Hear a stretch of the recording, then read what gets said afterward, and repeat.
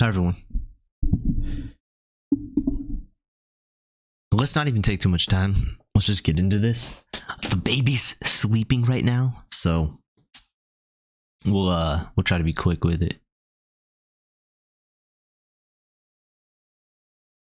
Anyways, a couple things. It's been a little while, so hi. It's just been really busy over the last week, 2 weeks, you know, with everything. Having a baby, trying to clean, a lot of stuff. Anyways, we have Halo news. And if you guys know me, I freaking love Halo. So we're going to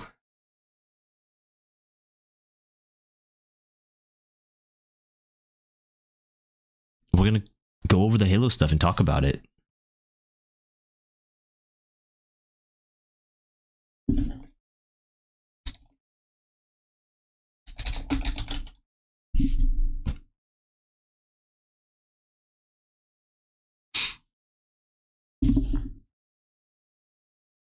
Yeah, we're gonna be streaming. Even if the baby wakes up, we're still gonna be streaming. But we've been trying to get everything ready. And then, of course, over the weekend while I'm working, Halo Studios decides to drop some huge news, which, to be fair, I knew was coming. I knew it was gonna happen. Like, what they're trying to do with Halo, we knew. And also, I shaved my head. All right, let's get into this, huh?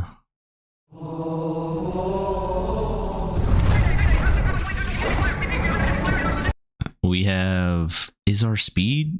Oh yeah, our playback speed's too fast. Start that over.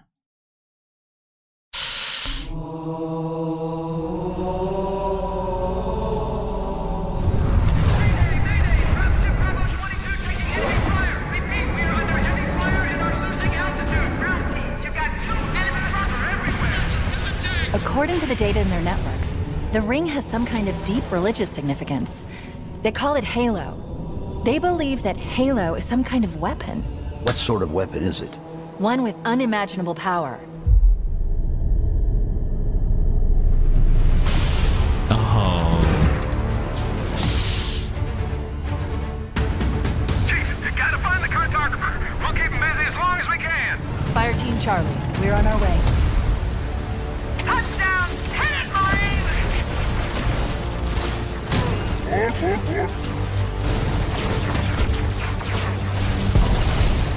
Somebody order a warthog.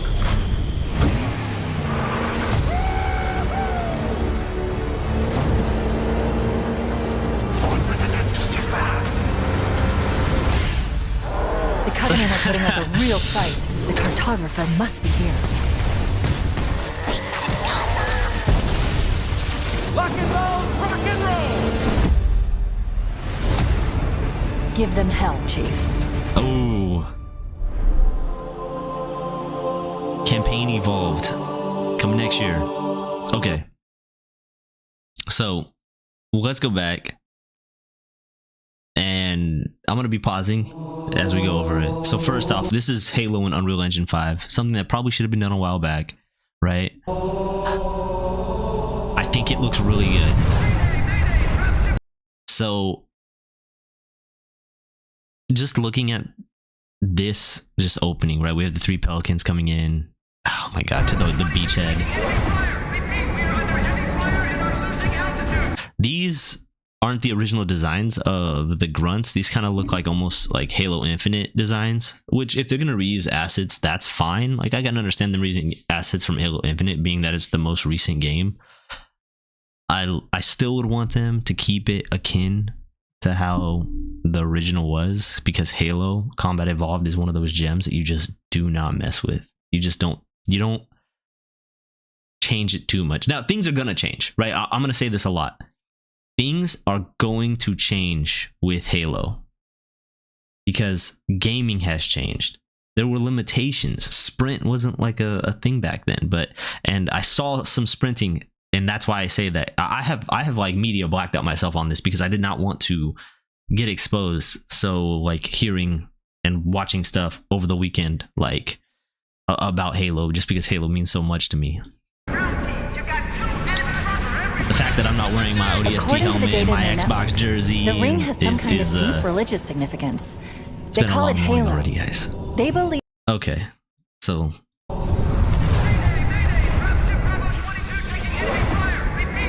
it looks good. Was that a crab? Okay. So there's gonna be wildlife. There's a crab here, and then I'm seeing bugs. according to the data in their networks, the ring has some kind of deep religious significance. This looks good. I think they've got the Forerunner structures down. I look at the Halo, like the ring in the background. Look at the ring. You can see obvious Forerunner structures like on the ring. That's amazing. That's amazing. My biggest gripe about Halo was like, due to the limitations of gaming and like how the campaign was, I always felt like Halo should be explorable, right? And now, granted, you're gonna kind of run into the same things, but just the fact that like a Halo ring has so many different biomes because how the Forerunners set them up to be like a kind of a combination, right? Because the Forerunners left everything to humanity when they decided to activate the Halo array 100,000 years ago to stop the flood and let themselves also perish, right? So all this stuff is supposed to be left. Humanity inherited the mantle of responsibility, and all this stuff is supposed to be left over for humanity. So having the Halo rings have all these biomes, I always thought we should be able to explore them. They call it Halo. This looks good. They be- This looks good. It looks a little copy and pasty. Like you can kind of see the... Yeah, it's all... Yeah, it looks a little copy and pasty from Halo Infinite, and believe that that's Halo okay though. is some kind of weapon. What sort of weapon is it? One It with looks amazing. unimaginable power.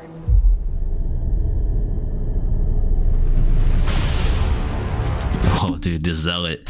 Okay, I want to know if, because something that they talked about prior was that they wanted to expand on the Halo universe, and there were rumors that were going to be about, basically about wanting to give more depth and story from the start. And so that's what I'm curious, like we're actually seeing like a shipmaster here, right? Chief, you gotta find the cartographer. Chief's freaking armor looks amazing. This is cool too. Like Chief holding himself in. We'll keep him busy as long as we can. Fire Team Charlie, we're on our way. Touchdown! Hit it! This looks really good. 32 rounds. There's a Mizra Armory symbol on the freaking... That's on the assault rifle. That's the Mizra Armory symbol right there. That's really cool. That's attention to detail. And that's the type of attention to detail that like I want to see. I kind of don't like how Chief is just kind of wading into this. I mean, I don't know, the person who played this, what difficulty they have this set to, but like this person is just kind of wading into like multiple, like this is how you get killed. Like you're just wading into multiple Covenant. Okay, shield broke, but they're not glowing like they did in the first Halo. So they're kind of taking a bunch until the shield breaks with all these little sparkles. As you can see, that's the energy shield breaking. I kind of would like their shielding to be just a little bit more visible as they're taking damage. That looks good. Oh, look at the jackals. The shielding looks really good. Really touching back to original. And I miss the plasma rifle so much. We don't have the plasma rifle. See, like, okay. This is what I mean. This elite, he's shooting and he's charging in. The elite isn't dodging out of the way. He threw a grenade at him, and like even when elites got stuck during like the first game or any of the games, when you go to throw a grenade at them and stick them, they'll either like go ah! And like start screaming and freaking out, or they'll dive and do like a combat roll. This one just runs towards him and dies. And then, am I tripping, or is this Warhawk beefier? And then that's Fohammer. That's Fohammer's voice, which is really cool.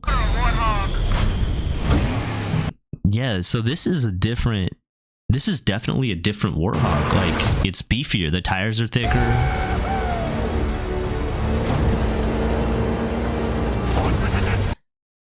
Oh, look at that. Ain't that a freaking picturesque shot right there? Hunters. The Covenant are putting up a good. real fight. The cartographer must be here. Oh my god, the plasma is illuminating? Am I tripping? The plasma is illuminating as it flies down the hallway. That is immense attention to detail. That's phenomenal. Again, we just got another thing of the elite rushing forward. So hopefully this is like very early. Okay, that was cool. I just noticed that too. Hopefully this is just a very early thing, like a very early rendition of like how the AI is going to act. I hope that they bring it. Don't make them so stupid, you know, unless that this is just the setting that they played it on was like very easy or whatever. This is cool that as they're spinning, the harnesses, right, are moving with the Marines, but Chief doesn't move because his grip is stronger than the harnesses. Give them hell, Chief. I don't know if you guys caught that. See Give that? Chief doesn't even he doesn't even move. This is amazing. I think he looks great too. I think the combat suit looks amazing. I think his Mjolnir armor looks really good.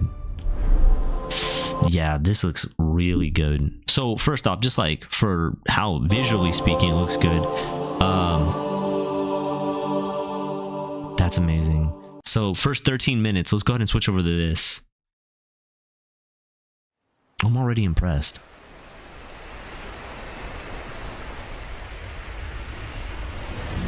This is gonna be the same. Yeah, so this is the actual start. Yeah, there we go. The Covenant believe that what they call the silent cartographer is somewhere Jen under Taylor this island. voicing Cortana. The cartographer is a map room that will lead us to Little Halo's bit control center. different. It sounds a little. I wonder if they redid the voice lines or if they just upped the audio. It sounds like they redid them though.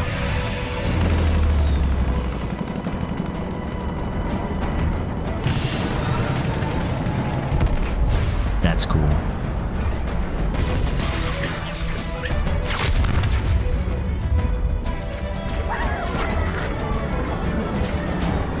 Yeah, the grunts kind of firing haphazardly. Oh, blood. That's something I missed. Are we actually... Oh, whoa. We're actually getting Foehammer. We're getting visual of Foehammer. So first off, we're getting blood back. Does that mean this is going to be M-rated? I hope so. I mean, we saw blood splatter, but is it going to be blood splatter on the floor? This is cool. So we actually got Foehammer. Oh my god, so much already to unpack. So the HUD looks good. We got primary weapon, secondary weapon. Grenade counts here instead of normally being minimap. This is a curiosity that I have. Are we going to be able to move the threat detection / minimap / radar? You know, can we move this around? Is this going to be, or is this static, right? That's going to be a curious thing. I love that there's blood splatter, because that was like always something that was really cool. And she looks good. This is a good model, good design. Yeah. Gotta be hot. Get set to cut out swinging.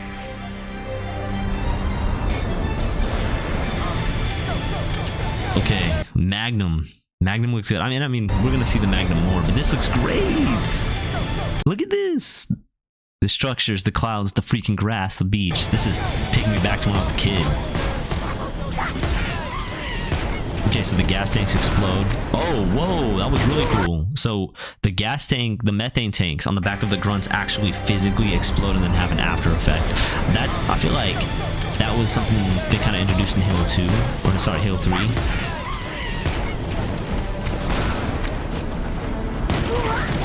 The blood is back and there's blood splatter. The sound of the assault rifle sounds a little muted. It doesn't sound as strong as it used to be. Okay, I like the Magnum, looks good. It doesn't look as silver plated as the original. It looks a little dull, but I'll take it, especially if it's a wear and tear Magnum. But wait, this is Captain Key's Magnum. I feel like it wouldn't be. I feel like it'd be, you know, in pristine condition.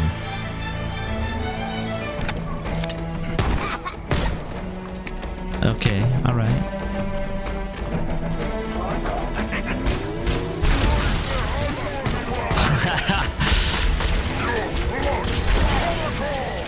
He's noob comboing them.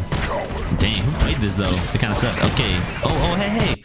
We don't have, I see we have our shield, and this is a health bar, but not the actual, like, health pack system that was in the first Halo. So is this going to be regenerating by itself? It does. Okay. How do I feel about that?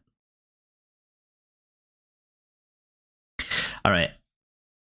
I understand why, and the reason is multiplayer purposes, right? Because nobody liked the health pack system in like Halo Reach for multiplayer.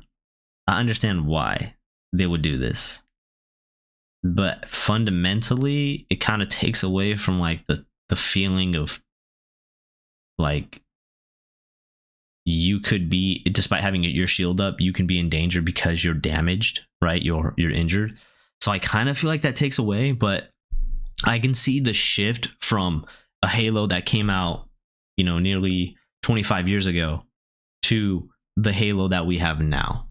And I think that's really important. And when we're looking at this, we can't just take everything like, oh, it needs to be exactly how. It's not going to be exactly how, right? And it shouldn't. It shouldn't. I know this is not a hot take. People are not going to agree on that. But it has to change. Halo has to change. It can't keep up. We have seen that it can't keep up. I mean, the creative choices and design choices aside, which fundamentally damaged Halo and the Halo community, right? Thank you, 343. But like, Halo has to evolve so that it can keep up. Area secure. So far, I love everything I see though. Somebody order a warthog. Echo 492. My bad. I kept saying Fullhammer. Fullhammer's from. Oh no, yeah, You know Fullhammer. our motto. We deliver.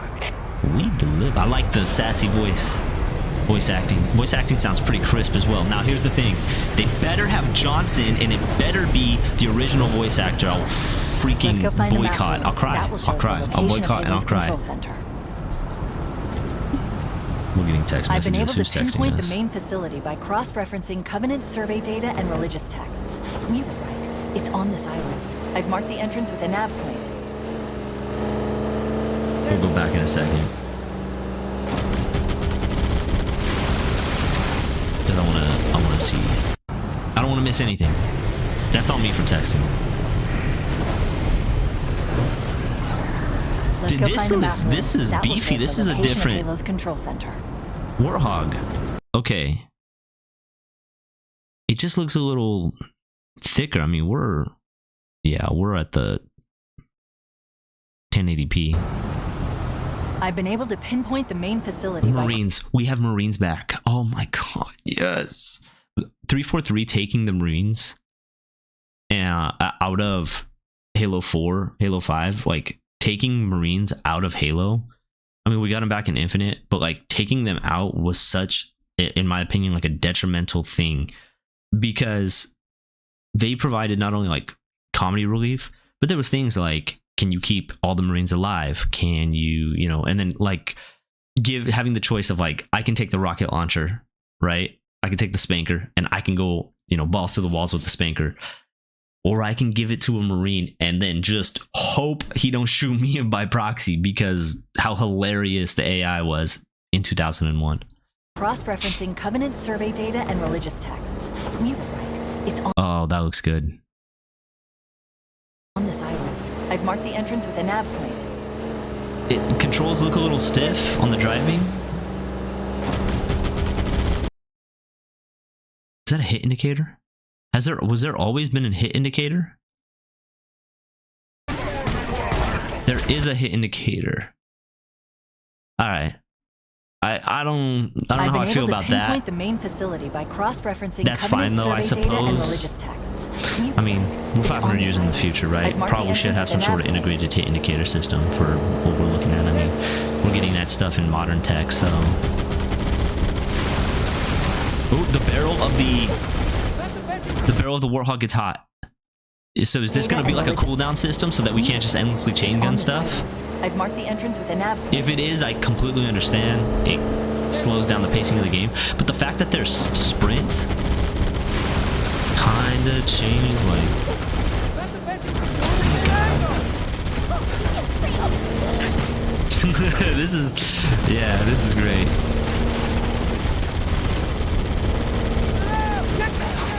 I don't know how many people like just drove past this first group. I remember when I played this as a child, I scoured this area.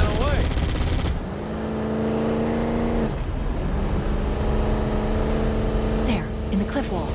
I'll let the silent cartographer. And then I don't know about you guys, but I rammed the Warthog into that. They're already inside. We have to get in there. Yeah, I did not leave the Warthog out. I jumped and got the Warthog as far into this area as I could. Because with the Marine on the back just gunning, I mean, I felt unstoppable. Look at that, the methane tanks. Yeah, I just drove it straight in. I mean, whether it flipped, whether it got grenaded, whatever, like the Covenant were throwing plasma grenades at it, it didn't matter. That Marine held true and steady. He never gave up.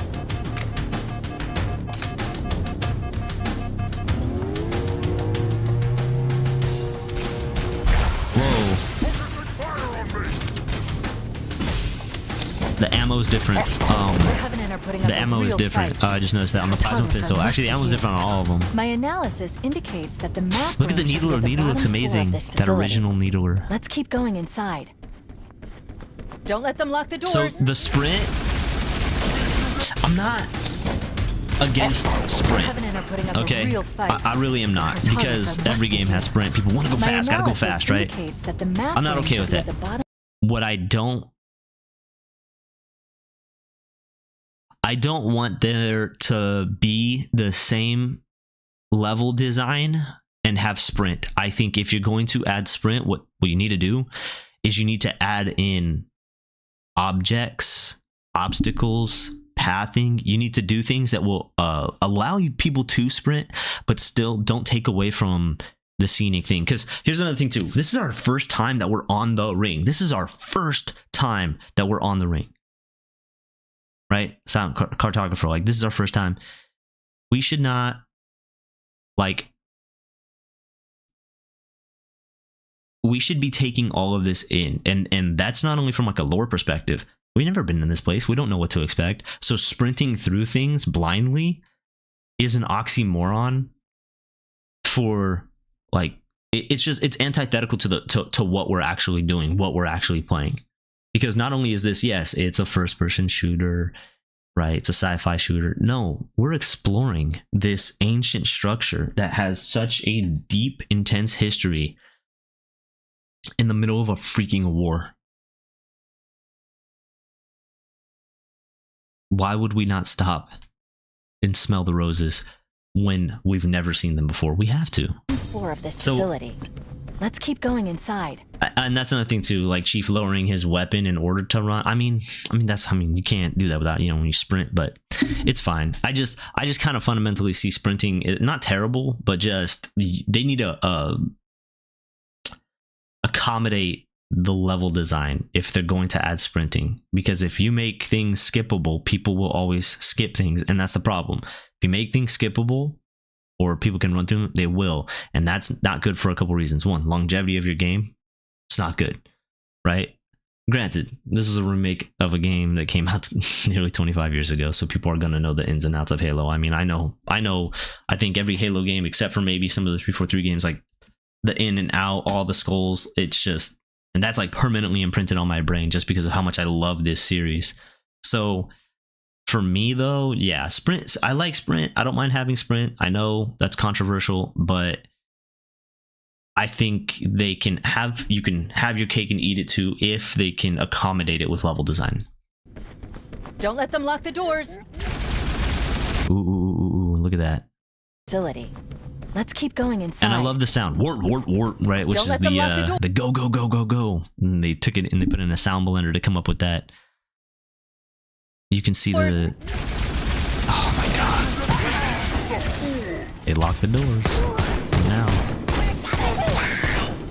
Not enough pistol whipping. Interesting. I underestimated the Covenant's understanding of Halo's subsystems. We need to find the security override to get this door open. Cortana to Keys. Go ahead, Cortana. Oh, Captain Have you found the Keys. control center? Negative, Captain. The Covenant have impeded our progress. We can't proceed unless we can disable this installation security system. Understood. We're still Warhol looks real good. I may be out of contact when we get there. Here are your orders. I want you to use any means necessary to force Okay, your way into the fix facility that. and find Kind of a little Halo's glitchy. control center. Good luck, people. Keys out. Dude, it looks Let's move so down the good beach. though. Keep an eye out for Oh any my gosh, I'm unusual getting so much structures. nostalgia and Close the flashbacks.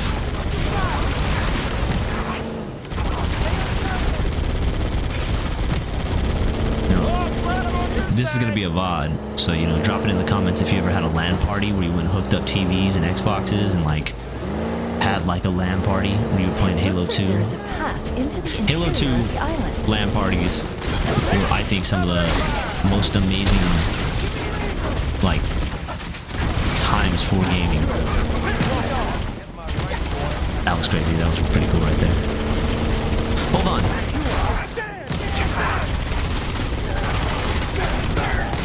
Down, man. Triggers down. This is different. You couldn't take the Warthog into this passage before. This was blocked by like rocks and trees and stuff before. So this is a change in the level design.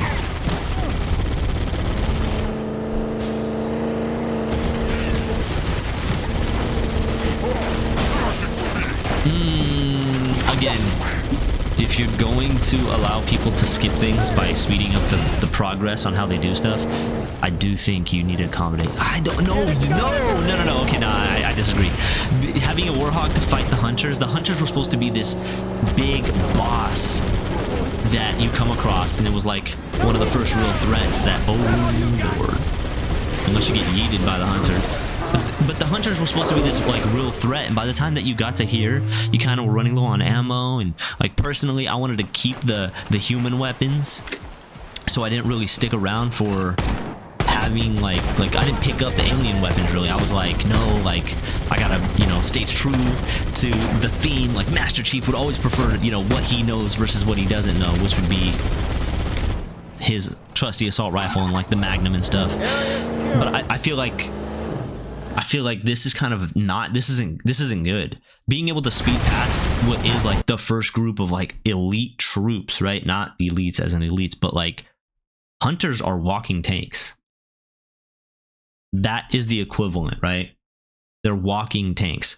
And it was terrifying as a kid to get through this passage and then hear these two big blue and orange hulks that are screaming at you in a shrill, guttural vocal pattern and shooting giant green explosive blasts at you, and all you have is your Magnum or whatever weapons, but you don't have what they have. And it was like, I got to get through this, and that challenge was very exciting.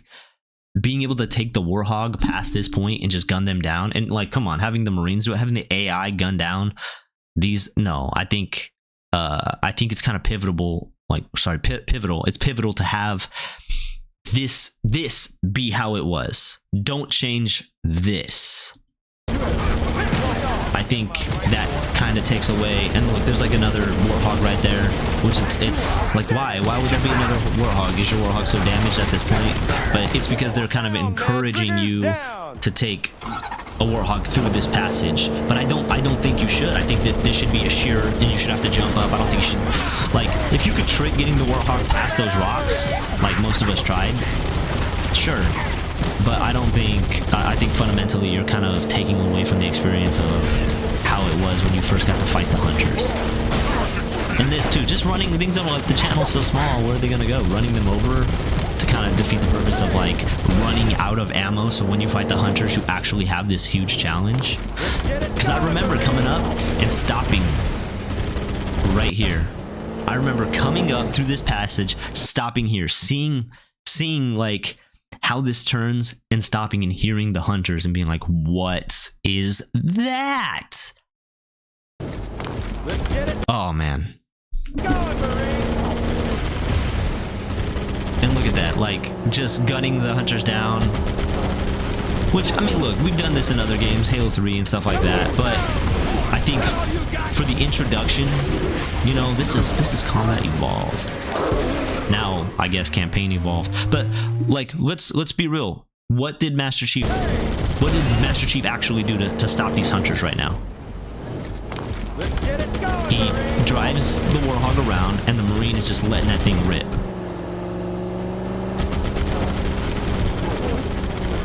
The AI smart enough, he gets out. I mean, he never had to get out though. That's the thing. Master Chief never actually had to get out. He could have stayed in the Warthog, driving around, letting the Marines just rip them apart. So again, from the moment Master Chief gets out of the Warthog, does he actually do anything to stop these hunters?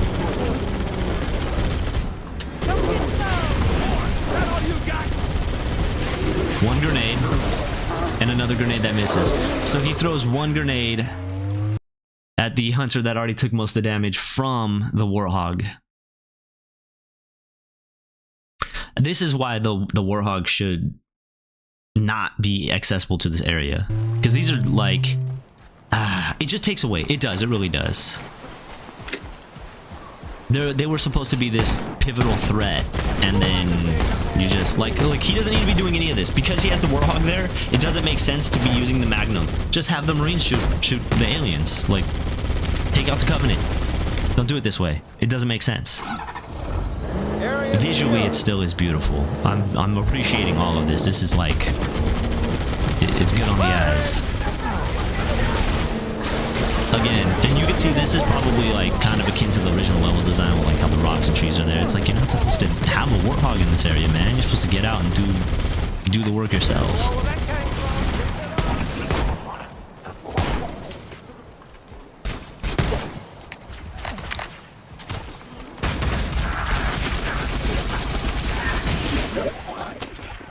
I want to know who played this. Okay, knowing where to go and not taking a moment to appreciate the level. When I first played this, I came all the way out to the beach and like looked around before I headed down. A little bit of zoom in. Smell one, tossing one, please. That's good. Mr. Whip.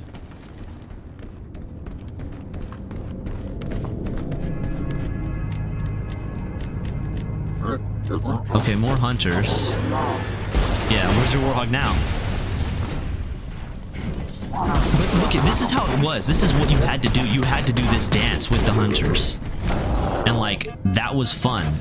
And this is also kind of where the difficulty of having like health packs actually comes into play to keep you at bay from being able to just heal, hide and heal. But that's okay. I would have still, I guess, liked some element of that. But again, I understand why it needs to change.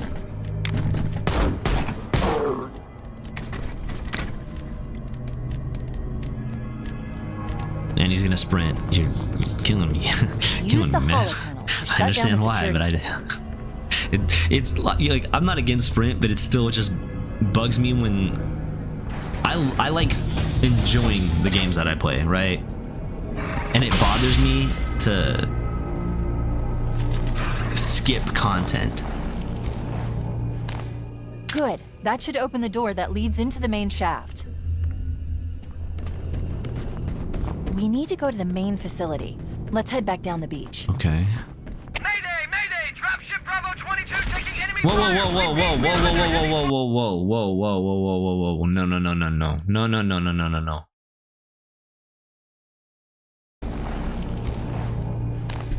Good. That should open the door that leads into the main shaft. These are We need to go to the main invisible facility. brutes. Let's head They're back using down the active beach. camo, right? Mayday! Mayday! Drop ship Bravo 22 taking enemy fire! Repeat, Hold we are on, under right The door here. that leads into the main shaft facility. Let's head back down the beach. Let me see. I have to. Mayday! Mayday! Drop ship Bravo. Why did it turn red? It turns red. Am I tripping? Mayday! Mayday! Drop ship.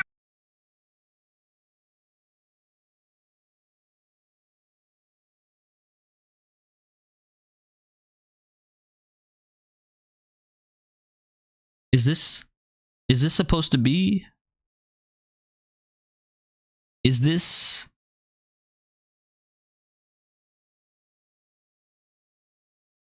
They're active camo elites. Why does it turn red? He's hovering over. That needs to be fixed. You're not supposed to know that there's a room full of invisible elites in here, right? We got the foreshadowing with that small cutscene, but you're not supposed to know that there's a bunch of savages in this room about to tear you to pieces. You're not supposed to know that. I don't like that. That's not okay. That needs to get fixed. That's bad. That's bad. Bravo 22 taking enemy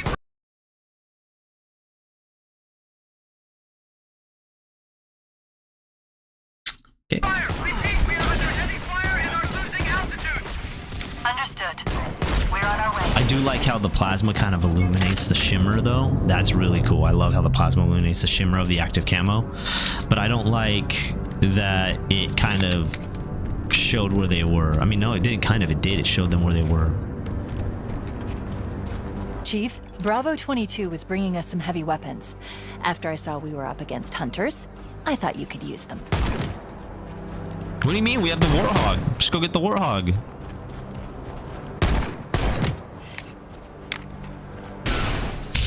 That was cool.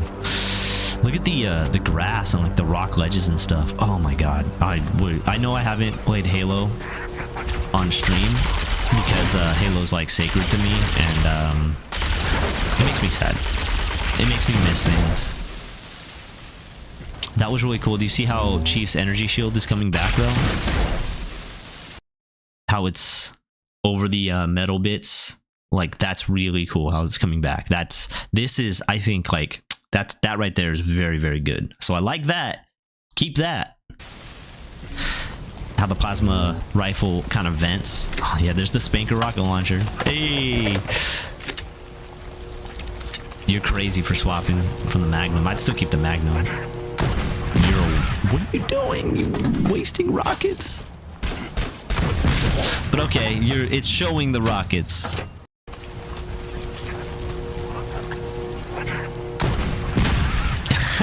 I love it. I do. I love it. I love it. Maybe we play Halo today instead of Battlefield. You guys, oh, I don't have it installed. I can install it. I'll install it for a later stream. We're gonna be talking about this for a while. And there's a bunch of everyone got to this first. I've been busy. I got a life. All right. I got a big booty goth GF, and I got a baby, and I got an apartment and dogs I gotta take care of. I got a life that I gotta do stuff. So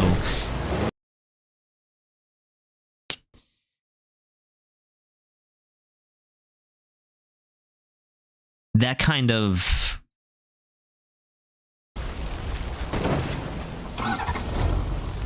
this right here, like being that we could just drive around the side, like what stopped us prior from doing that?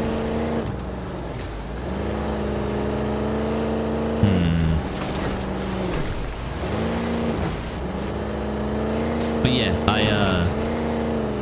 I've been missing. So everyone else has already got their teeth into this, and the developers have already responded to like feedback and stuff, and people actually have to play this at the last HCS and the Halo Combat Sports, which it's very cool.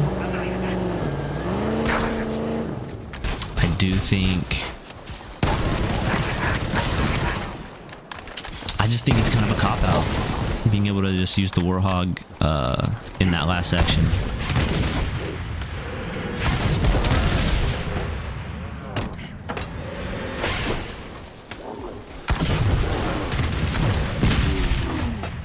It looks good though. The missiles. Yeah, wait, let's get a look at that. This is what I'm talking about, like wanting to explore the Halo rings, right? That's beautiful. So we have a desert region here. It's good. It's good stuff.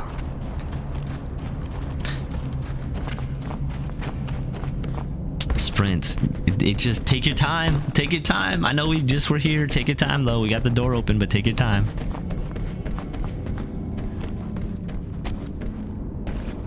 Oh, this is beautiful. Look at this cutscene. Oh, I like that. I like the room clear.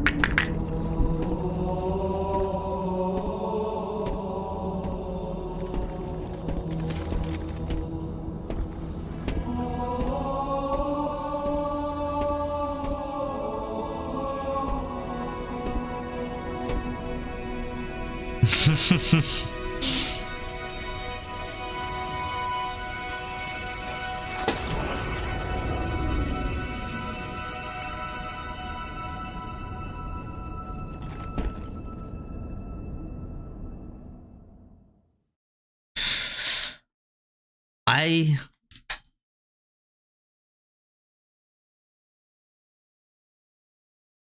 like what I see.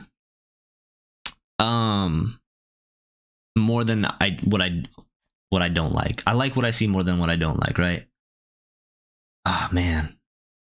Now I want to put on my ODST helmet and like, or you know, my Master Chief helmet and like my Xbox jersey and play a bunch of Halo. We're gonna have a Halo marathon. We're gonna plan for it coming up. Okay, I mean, so I like what I see.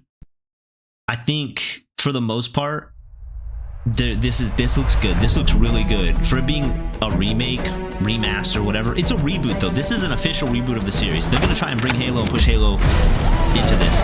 Halo Infinite had big dreams and kind of failed. It might be controversial for me to say this, people might not agree, but I don't think that they should continue this story with Halo. I think they have to walk Halo back and they have to start over, and they have to say everything that happened after Halo 3 is Legends.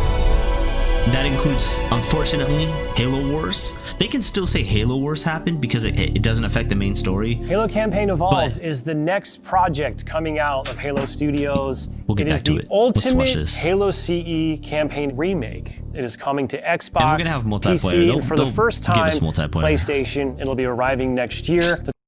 What?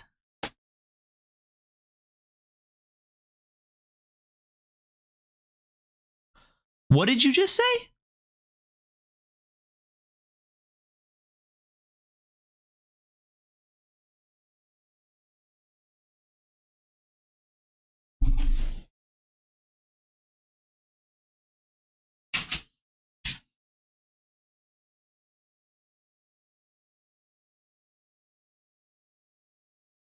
Sorry, I needed to go get Chief because he needed to see this.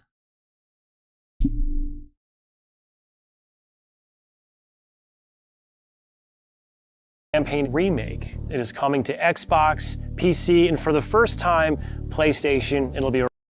They're letting Halo go to play.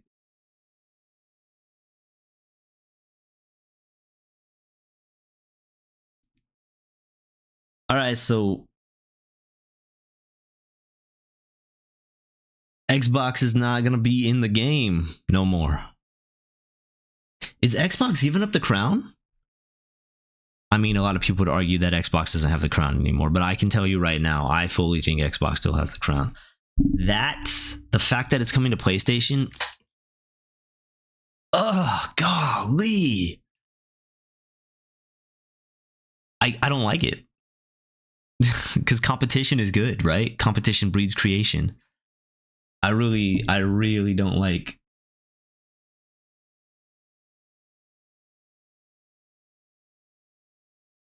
Oh, man.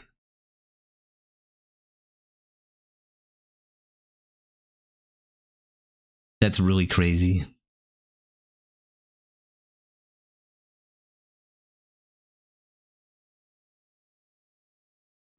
I don't even know how I feel about that. That's such a weird thing, guys.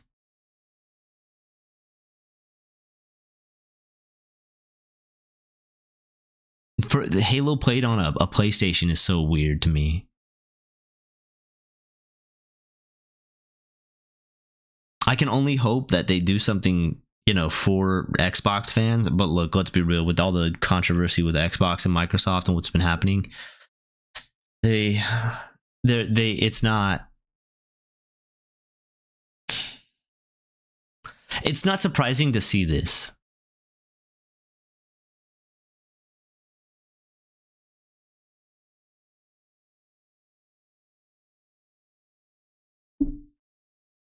We got a little notification from YouTube, but we can exit that because we have it open.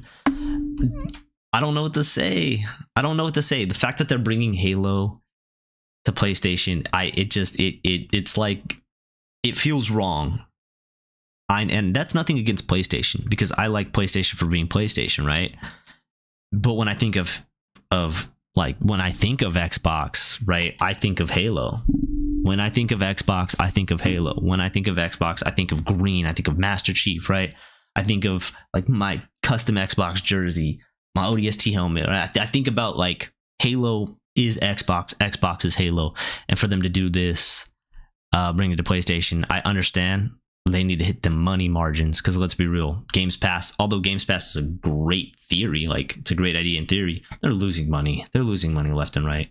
Trying to milk people for subscriptions when people could just cancel and you still get that month to play. Yeah. Arriving next year. Oh to talk more about it, we've got Dan, Max, and Greg from the development team. Guys, let's get into this. Why is this the right game for right now? We did this work on Halo Anniversary. I felt like there were certain things that were left unsaid. There were certain things that we weren't able to achieve at that time. There were certain things we weren't able to do. It's a great time to... You see that? The right game for right now. We did this work on Halo Anniversary. I felt like there were certain things that were left unsaid. There were certain things that were... That's Halo 4 Master Chief's helmet. Yeah. That's Halo 4 Master Chief's helmet. Ah, man, I don't know how I feel about that. Let me grab him.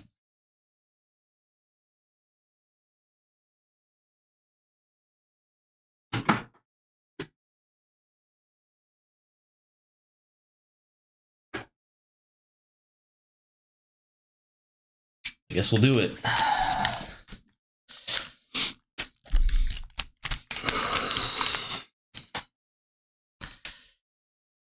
Able to achieve at that time. There were certain things we weren't able to do. It's a great time to revisit Combat Evolved for new players, for established Halo players, and maybe even for old friends playing on different hardware today, to allow them to play together and enjoy the franchise together. Going back to the Halo ring again for the first time. For the So first it's time not is about really money? important. And for them to be surprised by new content and feel like excited again about exploring the ring world. For new players, this is the right time for you to jump in. I can Think agree. of this as your introduction into this huge franchise we've been building for the past 25 years. Ruining. I'm curious how you're going to focus on capturing the essence of the original, knowing that you need to evolve to kind of move the experience forward. Yeah, from design, we don't take that lightly. I don't like that the radar's up here. I do think that the radar being classically where it is supposed to be on the bottom left is better than this new format. Whenever we make a change, the number one thing was to be true to the original game. For every one of those topics that comes up, there's someone who is incredibly passionate on the other side saying we can, like, Yo, that is the cat sacred. statue We behind do him goes not hard. move that crate. It's really about looking across, what we've learned over the years, what technology we've built, and how we can tie that back into this experience. So in this game, up to 4 people can play the campaign together, that's regardless really cool. of which platform they're on. Wait. And then we're kicking it old school. Couch we can play co-op? 2-player co-op on consoles, on the couch together, just like we did back in the original. Don't lie to me, Microsoft. And don't lie to everybody else, because there have been plenty of times where they said we're going to bring couch co-op and we haven't had it. Don't lie. If you're going to have couch co-op, have couch co-op. Don't lie. Microsoft, Xbox, Halo Studios, please, please. They figured how to have couch co-op over 20 years ago. There's no reason why we can't have couch co-op. Please, please don't screw this up, please. What do you have to do differently to account now for 4 people running around? For different co-op counts, we will make some of the spaces larger. We also Make the whole game larger. Make everything larger. Add more. You're gonna have 4 people who can all sprint. You're putting vehicles and accessible things, like taking things away from the map so that you can get vehicles into what I would say is like blocked off paths. There needs to be more. I'm talking about, we're not having a pair of hunters. We're having 4 hunters. I know brutes weren't in this game, but I mean, that could be a controversial change. And at the same time, why not drop a couple of brutes in? want to make sure we're authentic to the encounters themselves. So it's a balancing act Because for between me, it's not that just a difficulty remake, it's a tuning reboot. and This is a making those reboot. encounters the right size for the right space. I understand that we've done some special tune-up works to the beloved Warthog. We have. There's a new seat, what I like to call the golf cart seat or the bumper Oh, seat. that's really This is on the cool. back of the Warthog, so now you can bring everyone with. Mind if I join you? Let's talk a little bit about If you ever had to bum like in like a friend's car or something, and you had to like kind of sit in the trunk or like hold the trunk lid down because there was no space, we definitely played Tetris with a lot of people and just stacked them up. So I really like that golf car seat. That's one really of my cool. favorite aspects of the Halo franchise. What is a skull? What's cool about it? What does it do? Skull is a gameplay Easter modifier. egg. Generally mean-spirited. It makes the game more challenging for the player. They're amazing. The combination, the pairing of these different skulls and how that's going to create that new gameplay experience. Huge amount of replay options for folks. I love the replayability that skulls bring to a campaign. It's And they're just always fun to there's find. is almost endless variety. We have dozens of skulls this time. Dozens. The most That we've ever had in a Halo game. Are you a lasso guy? I think you yourself told me I that am. you don't think anyone would ever be able to complete this game with legendary all skulls on. I don't think so. I mean, We're gonna do it. there's a lot. And We're so gonna if do you it. can do a true legendary all We skulls will. on run, 100%. Because I'd love to see it. I think, I mean, that'd be really hard. If there's one thing that this community has shown us is do not underestimate them, and they will find a I'll do way. it. So Halo's always been Even known if I'm for its kicking and screaming, I'll sandbox. do it. How has this evolved? We made sure that anything we included isn't going to drastically change the way the game plays, to change the sandbox in a drastic way, but there's some really fun kind of additions, and that's across, enemies, weapons, vehicles, things that in the original CE you weren't able to do before that you now can. You finally Energy killed sword? the elite with the sword. That weapon hits the floor and you can pick that up. and Okay, that's really you know, cool. kind of really take it to the enemy. The sound design. Infinite All these helmet. weapons, by the way, I've have got been that. painstakingly remodeled, rebuilt, higher fidelity. How do all these things kind of come to life? That comes across through the way they look, the way they sound, the effects, the actual panels on the weapons The themselves, the atmosphere ammo is beautiful. counters. With Unreal, the fully Halo's dynamic always lighting been within beautiful in Lumen that way. allows us to get those effects, right? That rich plasma lighting up and brightening the environment. Of course, one of the hallmark elements of Halo CE is what becomes kind of a three-way battle with the introduction of the Flood. There was quite a bit of development between Halo CE and 3 to kind of how the Flood behaved and just how they interacted with the player. So Okay. we've pulled a lot of those Flood behaviors into this game. That's And I we would need say that. this is a learning The specifically flood from is supposed to be CE2 Anniversary, a which is just kind of that terrifying mood, thing. the atmosphere, the tension, the horror, Yeah. and really delivering on that from the way that we stage the encounters and the setup and how we reveal the Flood. In Halo Legacy, there were some pure form units. We've pulled in a familiar friend, familiar fiend, if you will, to challenge the The player. tank? We're getting the Flood tank from Halo 3? Talk to me just a little bit about If how it we're can approaching change the forms, narrative I'd be aspects fine to with that bring too. it up to the Adding same in, level as like, the rest more of the Flood is, I'm for it. I'm not We want against to tell it. an authentic story and we want to level up the cinematics from the source. Hire me. As we were building this out, we didn't just kind of put a new coat of paint over the original cinematics, right? We ended up revisiting exactly how they were blocked out, how they were sequenced, how they were put together, and we've done that across the board. We have access to original source assets, original source code, and access very to the cool, original yeah. storyboards. We are remastering, remixing the music to go along with these cinematics. We also had the core They don't want to give Marty anything, huh? They don't want Marty to get any attention. principal cast come in and re-record all the lines. How much firepower would you? Yo, that's great. Yo, Steve Downs. Hopefully, if he comes to Dallas next year, we can meet him. I had to work this year, and I missed him. I wanted to meet him. I had everything lined up to go meet him. Him and Jen Taylor and Keith David to go get their autographs and stuff. I'm gonna have them sign some of my stuff next year. So hopefully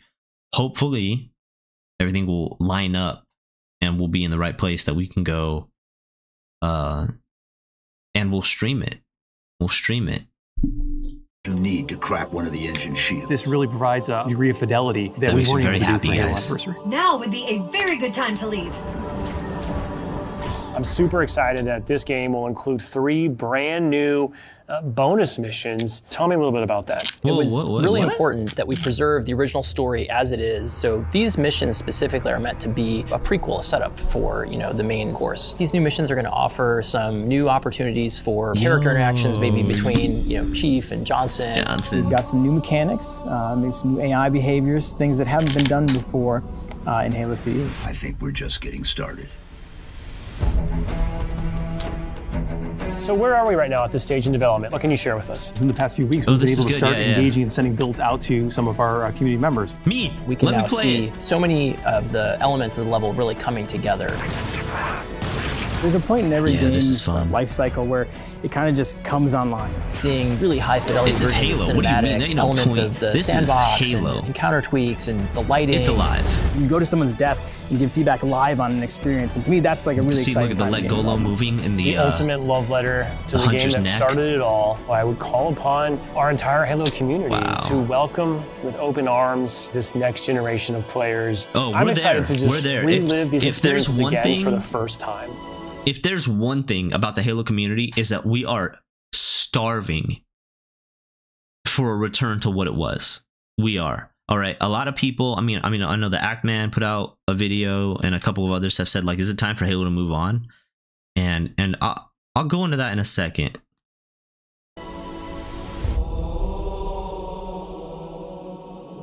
can't believe it's coming out on PlayStation 5. That's so weird. Is it time for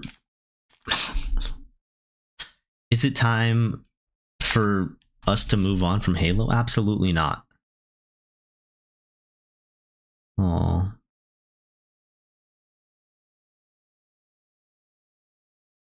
Big Booty Goth GF is texting me.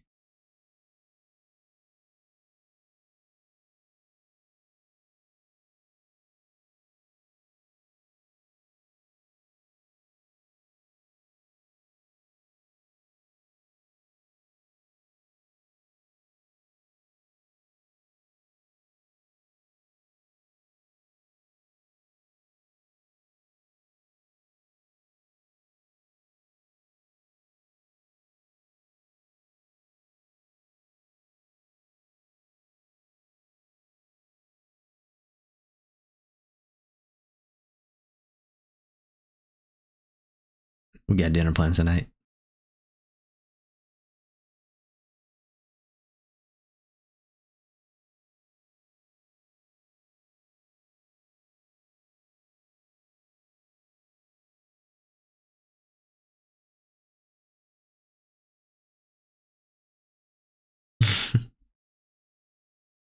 Get yourself someone who's mischievous. Okay, so I want to go over some of this stuff. We did this work on Halo Anniversary. I felt like there were certain things that were left unsaid. There were certain things that we weren't able to achieve at that time. There were certain things we weren't able to do. It's a great time to revisit Combat Evolved for new players, for established Halo players, and maybe even for old friends playing on different hardware today. This is really cool. For new players, I really like what I'm seeing here, you know. For established Halo players, and maybe even for old friends playing on different hardware today, to allow them to play together and enjoy the franchise together. It needs to launch on Steam. If it launches on Steam, you're fine. Have it launch on Steam. Have it launch on Steam. If it launches on all platforms, preferable, right? But sometimes Steam always, like, PC has to wait a little longer sometimes. Don't do that. Have it launch on Steam. Have it launch, if possible, on all consoles simultaneously. That's the only way that Halo is going to be a wave. Now, this is Halo. This is Halo. Okay, this isn't just any game. This is freaking Halo. This isn't another Call of Duty. This isn't, you know, we love Battlefield, but this is freaking Halo. Okay. This is something so profound that it shook gaming to its core, restructured how things were, and set expectations shooting skyward far above what things were at the time. I mean, it was innovative. It was hilarious. It was, I mean, remembering, I think about Halo every day. I probably think about Halo every single day, right? And the fact that I've got like all this like Halo gear, Microsoft gear, I mean, it was king. It was king at one point. It really was. And somewhere along the lines, due to unforeseen circumstances, I mean, I won't even say unforeseen, but due to circumstances in the gaming industry and how Bungie split and things like that, I mean, I don't think Halo, you know, ever gets demoted from being Royal Court, but Halo was king at one point. The fall of Halo is something that's well documented, and unfortunately, it's been falling for some time. And even when Halo Infinite came out, I mean, we were fighting tooth and nail to like see the good. We never got campaign DLC, and you could just tell that Halo Infinite was like a filler game. It was like a shell of what it was supposed to be.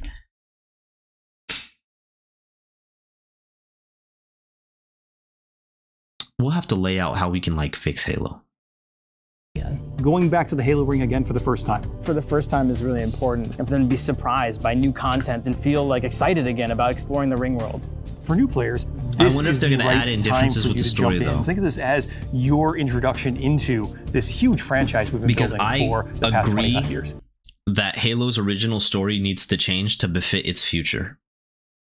I'm not really a big fan of how I'm really not. We'll go full cam. I'm not really a big fan of one game villains, especially with Halo.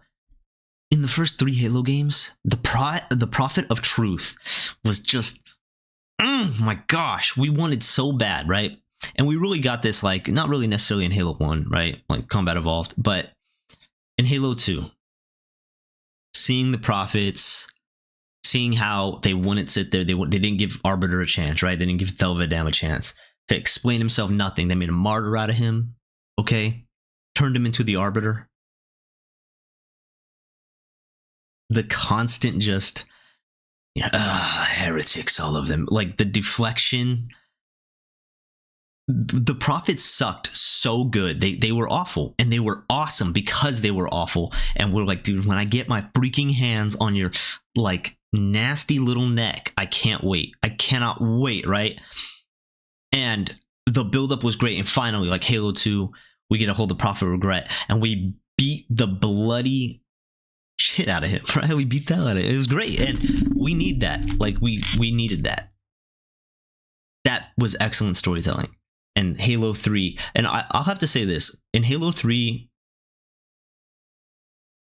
when we get to the end, and the Flood is kind of taking over Truth's body, I personally didn't like that. I understood that, like, look, he's already losing, he's already infected, but I didn't think that in Halo 3, what's up, Reggie the monkey, Skibbity, hey, I didn't think in the end of Halo 3 that the Prophet of Truth should have died the way that he died. Like, I definitely think Thelvadam, right, the Arbiter, stabbing him with the energy sword was important. I definitely think that. But I don't think that he should have already been infected by the Flood.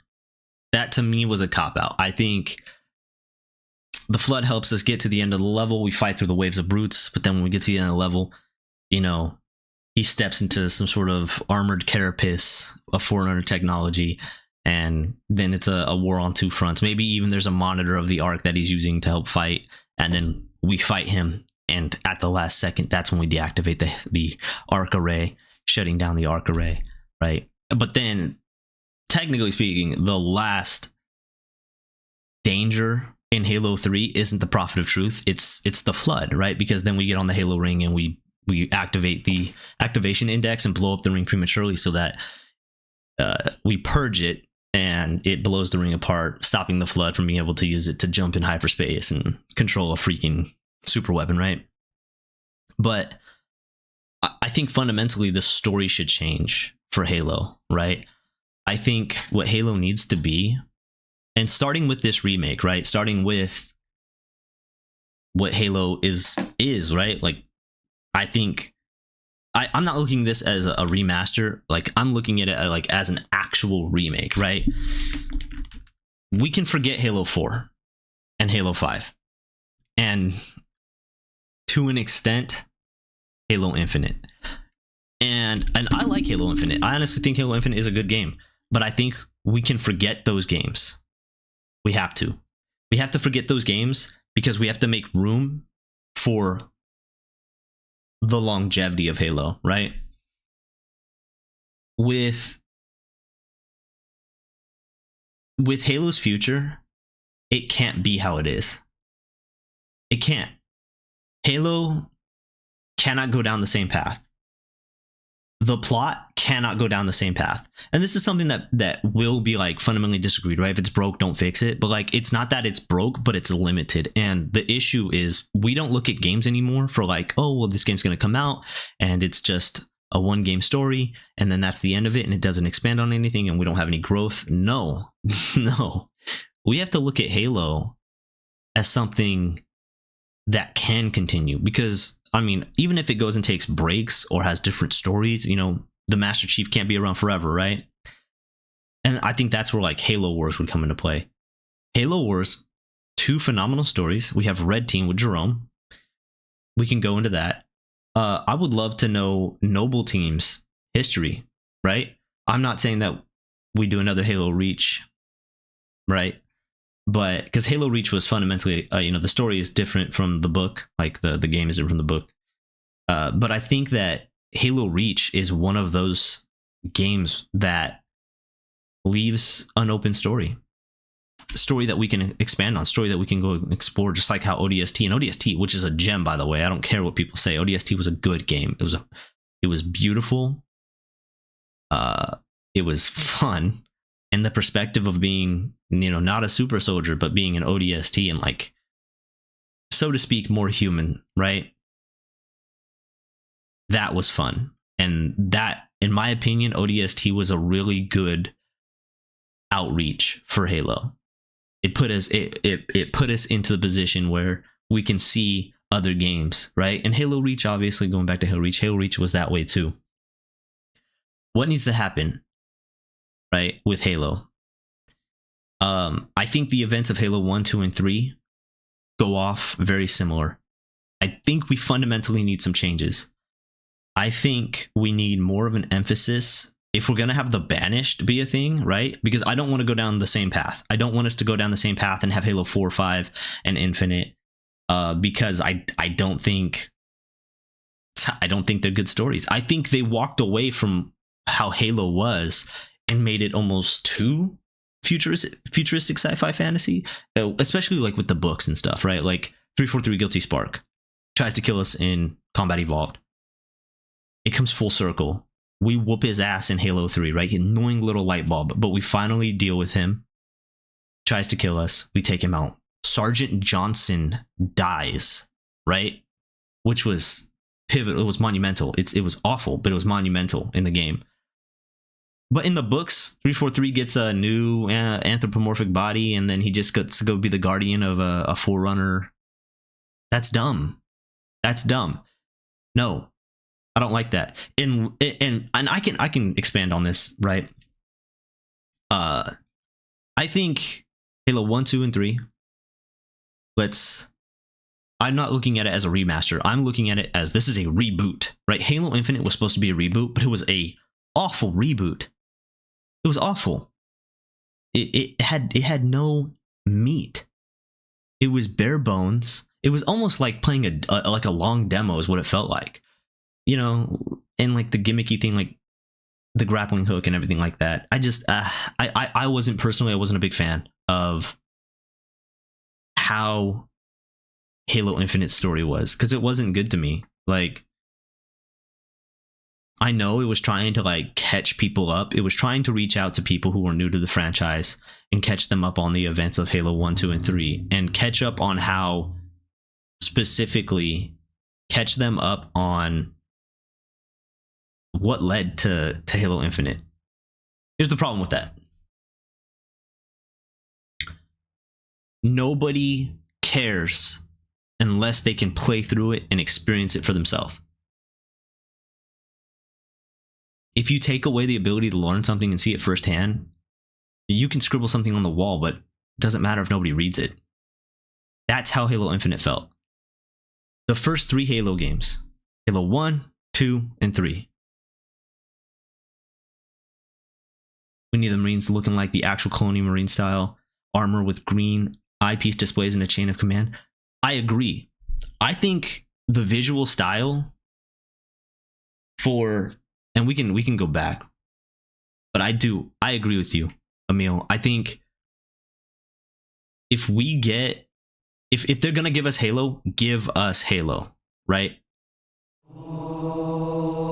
I think the plot needs to change a little bit, but I think if they're gonna go back and change things, there are things that can't be changed.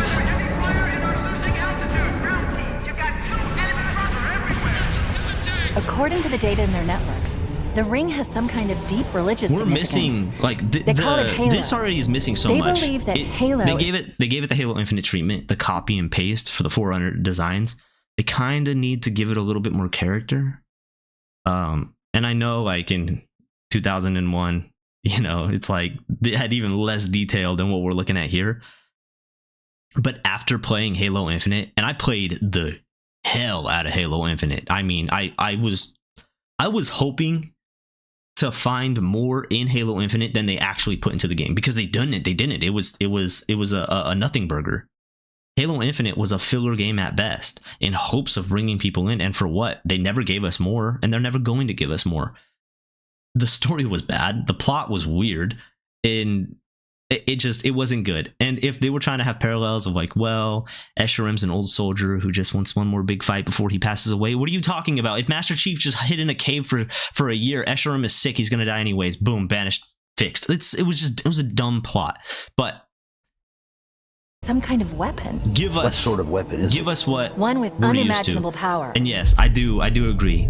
We need the Marines to actually have the armor that they had, the eyepiece that they had. Oh my god, it'd be really cool. You gotta find the cartographer. We'll keep him busy as long as we can. Fire Team Charlie, we're on our way. I love that Foehammer has a model.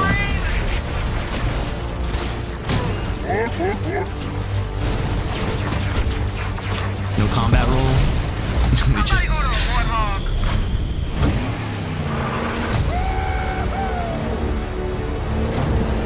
We have to appreciate that the visual changes that they have made, though, actually do compliment. I like the Warhawk being like a beefy alternate vehicle. Real fight. The cartographer must especially since we don't have an in-between between like the Mongoose, you know, which introduced in Halo 3, and like the Warhog. We don't have an in-between with the Warhog and Give the tank. them hell, Chief. Which you think there would be like some sort of APC, you know, some sort of armored personnel character, or carrier. That's so weird that it's gonna be on PlayStation. Let's drop back into this real quick, and I want to see. I actually do want to see, like, if we can get a good look at the Marines. I know. I still kind of disagree with them being able to have the Warhog get into the spaces that it shouldn't be able to get into.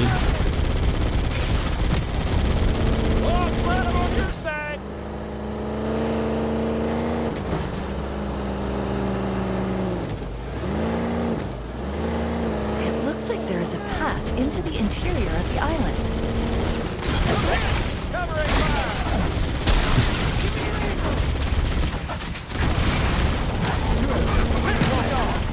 Yeah. They do look good, but we are gonna need just more of what we had for the first game. But going back to what I was saying, I definitely do think that Like, I definitely do think that Halo's plot needs to change. Halo can't remain the same plot. It can't remain the same game. It can remain very similar to how it was, but we're gonna need some additional changes. The Covenant needs to be a bigger dominant force, and even though we kind of just follow Chief's story, I just think that we need like more hints. I don't think the Banished was a bad idea. In fact, I think the Banished was a great idea. Going back to Halo 4 with like Spartan Ops, I don't think Julian Dama's Storm Covenant was a bad idea either. It made sense that the Covenant would break into fractions, right? The Covenant was massive, so it would make sense, but don't do it like Halo 4. Don't do it like Halo 5. In fact, the Halo 5 story, don't ever even play with that idea unless Cortana is trapped, because Cortana is our Princess Peach, right? We go and rescue Cortana. That's our Princess Peach. And if they have to rewrite the plot and say, hey, your Cortana's in another castle, and that castle is a Forerunner structure where the domain is, and they can bring in so many more things, right? Then ball out, do it. All right. The Primordial, which was on Zeta Halo, I mean, I know he was supposed to be aged up by the Didact and killed, but I still feel like, no, like, bring certain things back, rewrite things. The plots of Halo 1, 2, and 3 can go pretty straight, but I think they need to add more. If they're going to add in the Banished, if they're going to add in more things for the future of Halo. It's not just about, and time skips are perfectly fine. All right, time skips are perfectly fine. That's why we have cryo, right? If you want to give us Halo that after the Human Covenant War we see 10 years, 20 years, right? And Master Chief has been asleep for that long, I don't see anything wrong with that. In fact, I would argue that the Storm Covenant finding the Didact would take more than 4 years, right? I think the plot that happened with Spartan Ops with the Janus Key and Dr. Halsey, that is an excellent plot. Apply it, because Spartan Ops just kind of like hit a fever pitch and then just like fell off, right?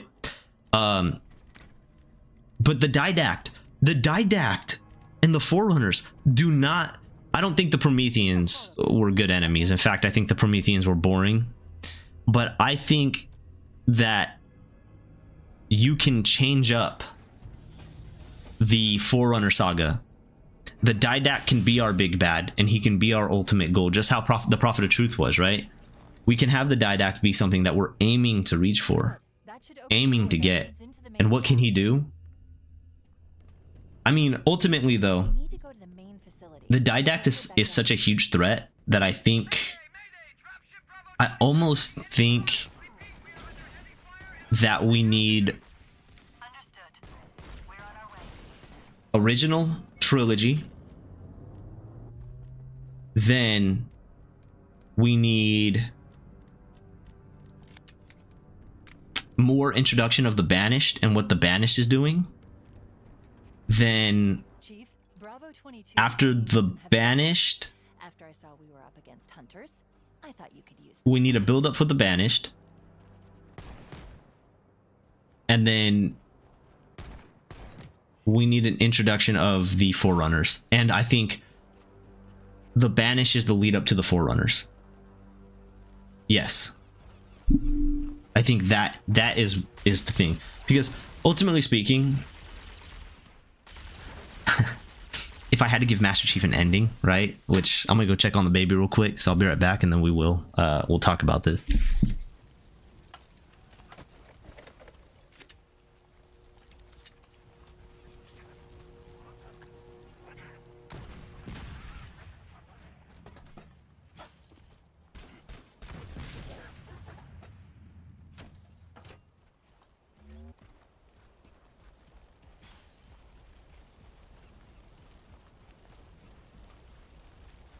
Okay.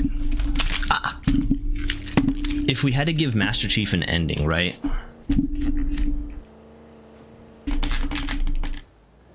We don't want to just kill off Master Chief. We don't want to see Master Chief retire. Hi, Reggie. Welcome back. We want to see Master Chief take up a position to where he is immortalized, eternalized, right? That is why, like, and this is why I think the didact comes into play. I think that it has to almost be like World of Warcraft with the Lich King. There must always be a didact, right? Or like there must always be something. I think the Master Chief eventually, when the Master Chief decides to, you know, when his time is up, Chief needs to stop in a manner that eternalizes him. Master Chief needs to stop in a manner that puts him in a position to where he has to remain, right? He has to be seated somewhere. He has to take over something. He has to put himself in a position where it's not just a sacrifice, right? But like, if Master Chief isn't doing this, he's the only one who's capable of doing this thing, and this is our goodbye to him, right? And then maybe, you know, we get fed things from him. And I think it's just same thing as like Bolvar 4 Dragon and the Helm of Domination with World of Warcraft. I do. I think Master Chief needs to slip into something where they need him, right? Or like he uses his Mjolnir to stabilize something and there's just no way that they can work around it. Like, Chief has to survive. There's no retiring Master Chief. But if you're going to retire him, it has to be done in a way that doesn't just throw away who he is. Chief isn't the type to, like, you know, like Sergeant Forge when he activates the slip space drive, right, in the first Halo Wars. Or when George does the same thing, right? Activates the slip space drive so that he can blow up the carrier. Chief can't go out that small.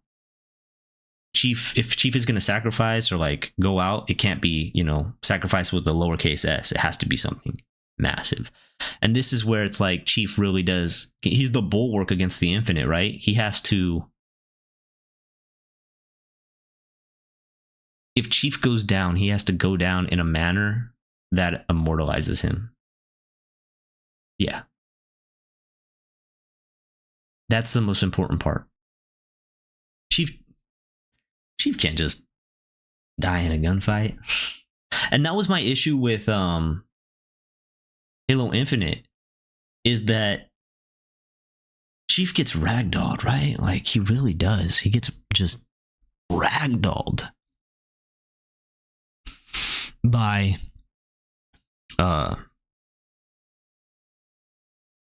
Tartarus. Is that his name? No, not Tartarus. I'm blanking. Oh.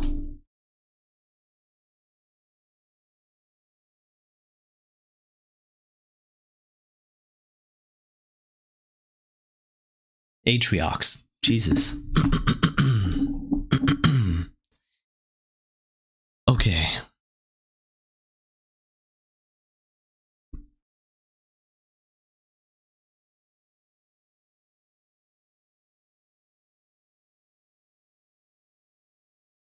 Halo Fest announcement trailer. Is this for next year? Space Pickle.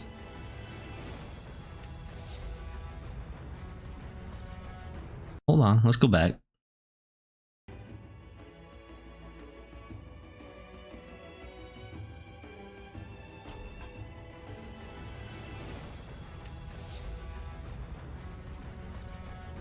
Dude.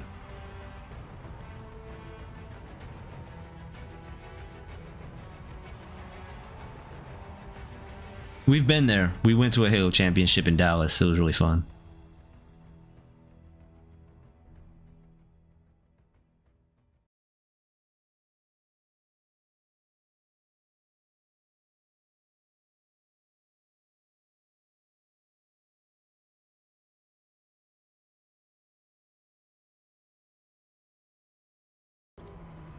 Halo 5 10-year anniversary. Yeah, 10 years. 10 years. 10 years since they kicked us in the teeth and ruined Cortana.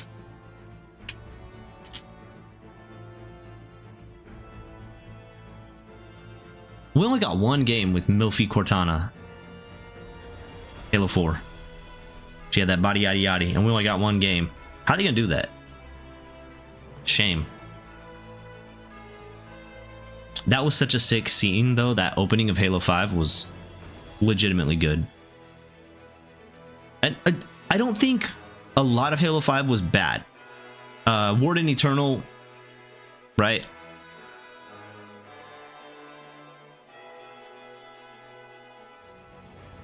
I could care less about Fireteam Osiris. They had potential, but no build-up, and that's why I don't care about them. And then Cortana turning into what she turned into sucked. It was just like, it was lame. Autoplay, don't do it. Okay.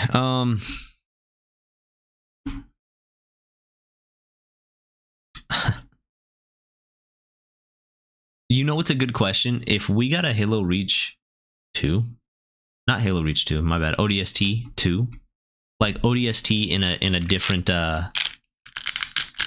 planet or different place, right? Is that something that people would want to play? I mean, they probably would. See, look at this. They actually are posting about like Spartan Ops, which I think Spartan Ops were great. It's a good story. Gabriel Thorne, like Spartan Thorne. It was a good story, and the fact that like they're recognizing it. I always like to look into things more than maybe it actually is, but for me, seeing like seeing tidbits of like old lore be brought up is, to me, is really, really cool. Okay. We're not even going to talk about the Helldivers 2 X Halo ODST because that crossover should have had way more gear. Yeah. Let's go to the Ackman. And he actually talked about this. I think I have it saved. What's up, everybody? Here. This is the React Man here, and today I miss Halo. I haven't made a Halo video in some time. We all miss Halo. Too long without making Halo content. Something in me is not set right. Now, the last Halo Infinite. If you don't know the Ackman, this is Kelly. He makes amazing videos. Definitely go check out his stuff. Kind of like a last hurrah before we see what the future of Halo is going to be. And it's a time of mixed emotions if you're a fan of this franchise. It's been a time. We're going on my feed than Halo over a decade of just almost like over a decade of just sadness with Halo. A video by a guy named Wheezy, and I have no idea what to expect from this, but I asked him for permission to react to the video. He has given his blessing. I just have to cut this part out of the VOD, unfortunately, but I can still, we can still watch this. Go watch both of, Wheezy, the Ackman. How many videos have I made about, how 343 lost its Halo's magic? How's the volume, guys? Or whatever. Like that whole Is that better? story, I feel like has, not that it's been done to death necessarily, but so many people have talked about it and made content on it. Whereas this one is addressing something that, yeah, I don't really hear about often. The idea that we just need to move on already. So I'm very interested to hear what Wheezy has to say. I don't think Halo fans need to move on. Full video using the link in the it just sucks that like we can have better expectations, we can make demands about stuff, but like nothing really changes in the gaming industry. Okay, what he does say here in this pinned comment is that the video was re-uploaded because YouTube effectively killed this video around the original time of release. Okay, so this was posted 2 years ago. What do you got for us, Wheezy? Warning. I've detected multiple Covenant dropships on approach. I recommend moving into those areas. That's kind of weird that they lowered the Ooh, I like that. Amounts of bullets that the assault rifle, they lowered it from 60 to 32. Ooh. Midnight releases were so fun. I really like this editing style. Establishing a timeline, setting the stage, It's looking good so far.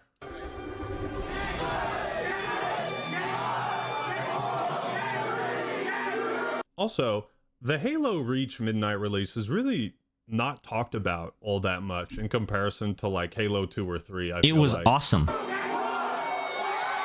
It was so fun. As it is right now, personally, my personal experience with the Midnight releases were just really fun. Of all time. That's Ren's reviews. That's Ren's reviews sighting right there. I recognize that voice. That's a good video, by the way. Halo 4. I don't think Halo 4 is the worst Halo 4. Okay. Halo ever done.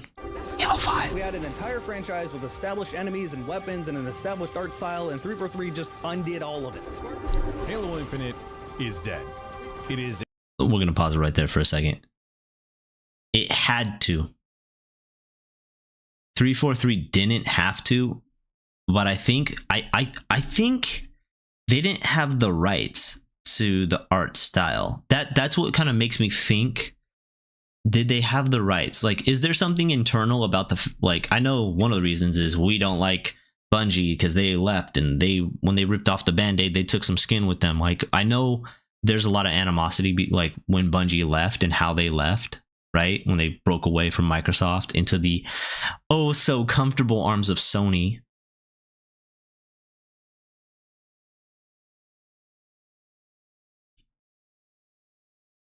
Activision, then Sony, and then now it's like another company that's like under, what is it, whichever, Activision. I don't know. I don't know why Bungie thought going from, like, I know your overlords, you just traded, you know, one for another basically, but I don't know why 343 wanted to change the styling of Halo so much.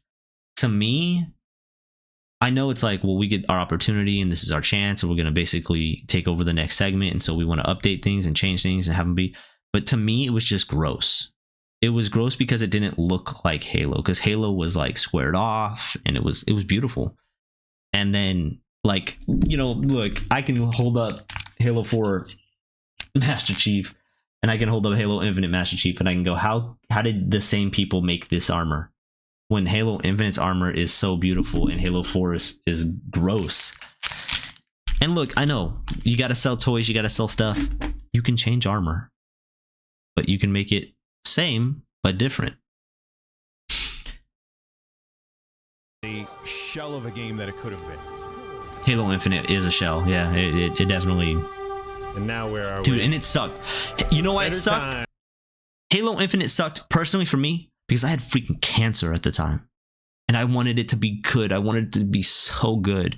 And between Halo Infinite and World of Warcraft both sucking, oh, it killed me, man. It sucks so bad that, like, I was sick. I had cancer, and I was like forced to stay. Like, everyone was worried about, you know, like COVID and stuff. No, like I had cancer and I had to stay home, and all I wanted was Halo to be good. Like, I needed it to be good, and it messed me up. Like, it actually, like, emotionally hurt me. And I want to, you know, I would say, like, I don't want to exaggerate and say like mentally, but like when I was sick and I was in this like horrible headspace when I had cancer, right? Like, having hope for my future wasn't something that I was carrying with me, and it really sucked. It really hurt when Halo Infinite came out and it wasn't good. It actually hurt. It hurt because it was like, out of all the horrible situations that I'm in, like I'm sick, like chemotherapy's not working, but like at least I have Halo, right? At least I have Halo.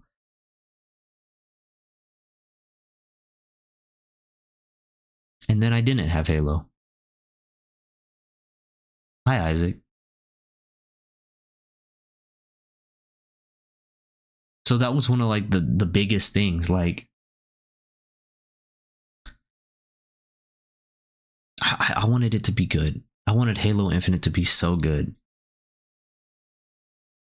I was hoping it would bring back some of my friends that we played back, you know, when we played in high school, we were playing competitively for Halo 3. I was hoping that it'd bring back the gaming community. It would take away from that awful trend of battle royales in Fortnite. And the reason why I say awful is just yeah, it's hot fire, but I just feel like the community that Halo had is completely different. I mean, Halo built gaming. And I'm sick and I'm stuck and I just wanted Halo to be good so bad. And when Halo Infinite came out and it wasn't, it hurt. It hurt. It didn't feel good. Anyways, I'll stop crying. Just look at that. Halo's been in a I hope you're having a good day, man. For how long it's been, it's gone through the absolute best times a game can experience, but also the very worst that anyone could ever witness. I mean, and that's true. It is true. You must realize there's going to be people that will stick by what they loved until the very end. A game like Halo earned a person's loyalty through what can be some of life's simplest joys. That is a fantastic point. Speaking of brand loyalty, by the way, all that Xbox Game Pass stuff is going on. You know, I'm making a video on. Unfortunately, Microsoft made ridiculous amounts of money during COVID and even still make so much money. They don't need Xbox anymore. And they have been trying to shoehorn and like justify Xbox for so long. And so like that's the downside, is that Microsoft makes so much money off of other things that it doesn't need Xbox. Microsoft doesn't need to have a gaming division. At this point, it's just a loss leader for their taxes. That's one of the downsides. That's why they're raising the prices. That's why they're, but what I feel like Microsoft is playing a long game here. Microsoft is the next console that comes out is going to have access to Steam. You can play any game on it. It's basically going to be a computer console, right? That you can play on your TV. I don't think Microsoft is out of the game yet with Xbox. And even though it seems that way, I think they're cooking. I think they're plotting and they're cooking. And I think it's going to be scary when it happens. I think it's going to be big and beautiful and scary when it happens. I don't think they're going to give up that easily. Because why would they? This is Microsoft. This is Xbox. I think they have to, they've worn us down. So many things have sucked. But I think I have hope that Xbox and Microsoft are playing a long game here. Yeah. On that for the main channel, but I still think they're scummy. Boil down to, I think what they've done is dumb. Xbox raising the price on Game Pass to $30 a month. They've essentially sacrificed, they've slaughtered their last sacred cow. That thing that you could always rely on to be there. Game Pass was the last shrine that was undefiled. And for a long time, Halo was the killer app. It was a sacred cow for Xbox. But of course, that cow has been mercilessly slaughtered. It hasn't been slaughtered. It's just been malnourished. But that's a really good point about earning loyalty, which does kind of sound silly in terms of like, oh, I'm gonna consume this game forever, I'm the best consumer. But it just goes to show you how powerful those experiences were. I mean, the fact that I'm still fucking we're still talking about Halo Combat Evolved almost 24 years later, still talking about it. But that just goes to show the potential that we have. Like, things aren't always going to be perfect, and they certainly haven't been, right? Especially with Halo, we know that they haven't been, but that doesn't mean that we need to like write them off and go like, okay, well, it's gone, it's never going to be the same. But like, nothing is going to be the same in the gaming industry. All right. I always bring up the fact that Fortnite ruined the gaming industry as it was,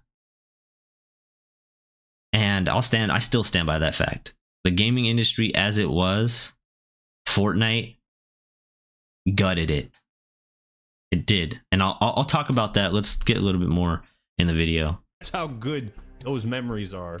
See, This is what I want to do, Isaac. I want to make like points. It hasn't been the same. It hasn't. It's been terrible. Memories with friends and family allowed bonds to be made in places that weren't possible before. It told a historical story. And I'm not talking about the Halo 3, campaign. man. I'm talking about the Halo story.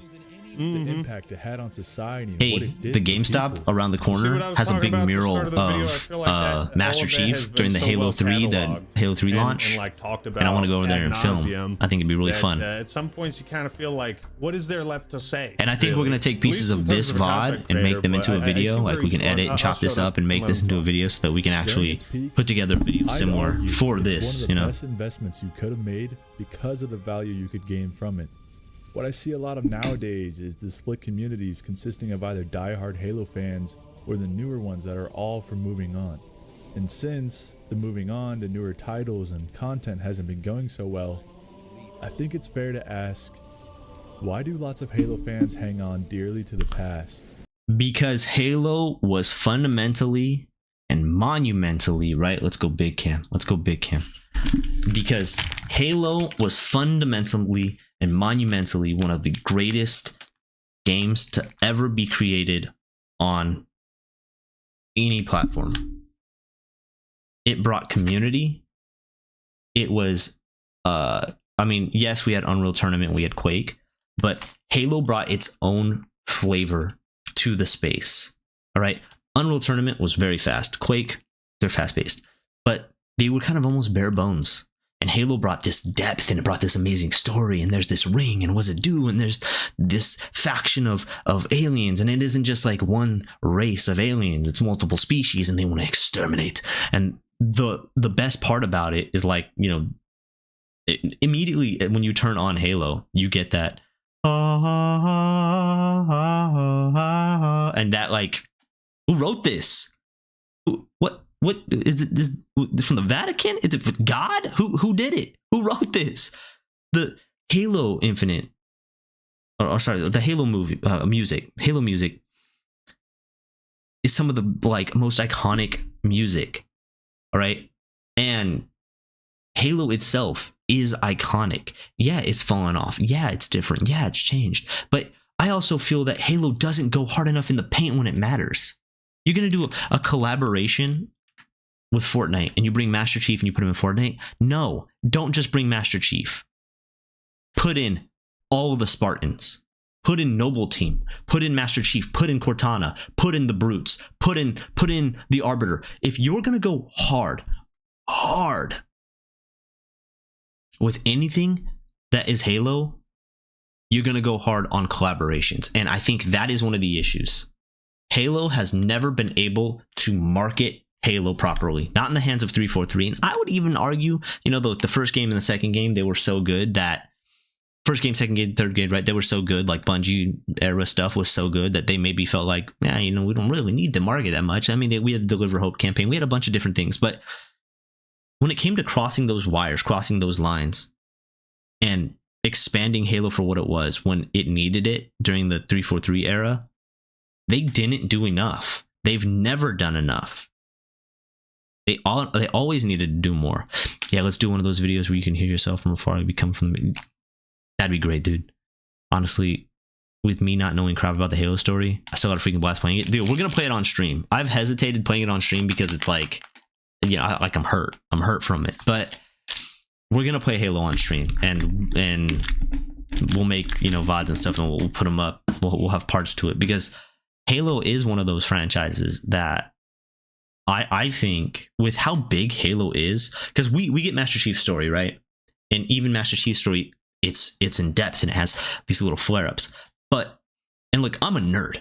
I'm a Halo nerd, right? I don't just have freaking Halo 4 Master Chief here, like Halo Infinite. No, like I've got, for everyone else in chat, I have a whole shelf of Halo stuff. I got a custom Xbox jersey. I have a custom ODST helmet. Like, I am a massive Halo fan.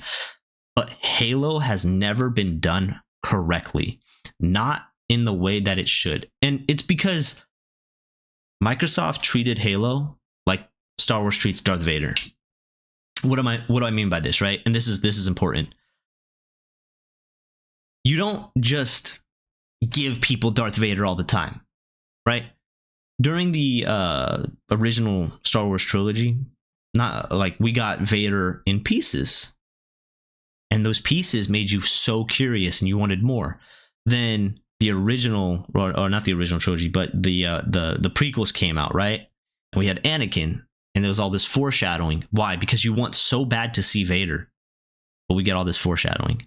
Then we had like the cartoons. We had Rebel One.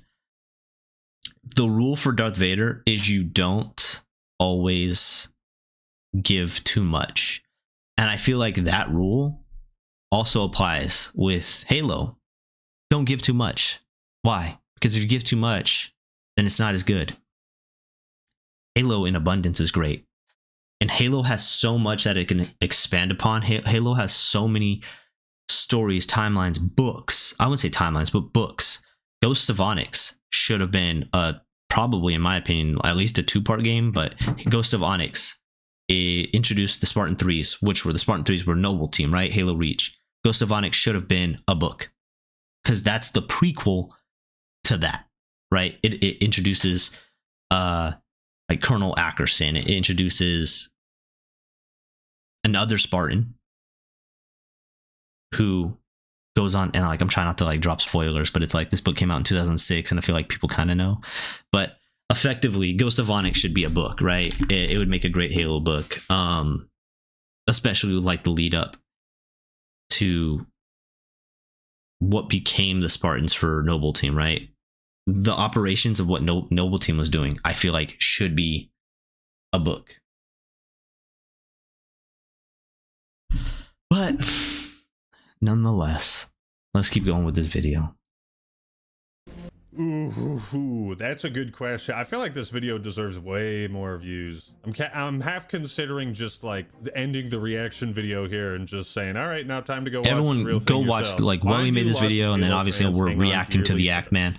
But there's a lot of answers. Go watch these videos as well. They're important videos. Like them, subscribe to them. You know, subscribing and liking is free. Doesn't take any time, and all it does is help people out. Forward to and enjoy, right? Again, the thing about Halo and Xbox was because of the consistent schedule of releasing something every 3 years, you always had something to look forward to. That idea that you had something to look forward to gave more value to the Xbox brand, right? Think about this. Like, let's say you're working 40 hours a week for the next 8 months or something, right? But you know what you do? You plan out a 2-week vacation to Hawaii or your dream destination. Even though that's not going to happen. I mean, people don't work because they want to plan things. People work because they have to.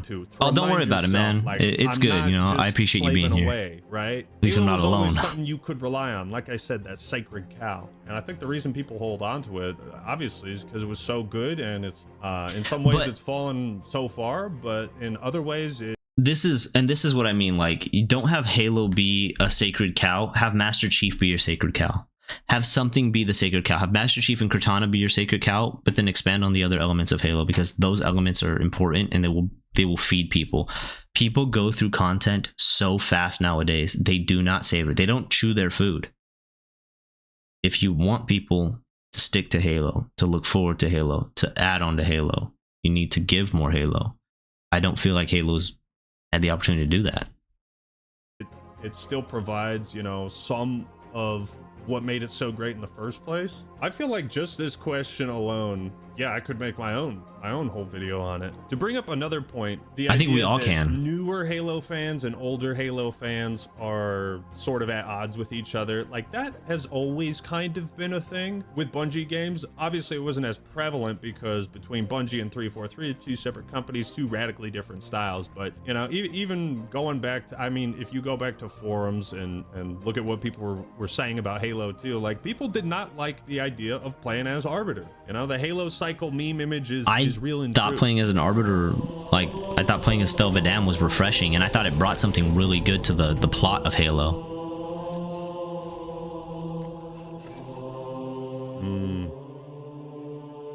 Great use of music and transitions and spacing, right? You see, he's telling a story here, and I like that. I like when videos do that. Good it's editing. Not just like a constant barrage of information. He's you know, sometimes you got to stick something in a microwave for 5 minutes, not just 30 seconds. What are you eating?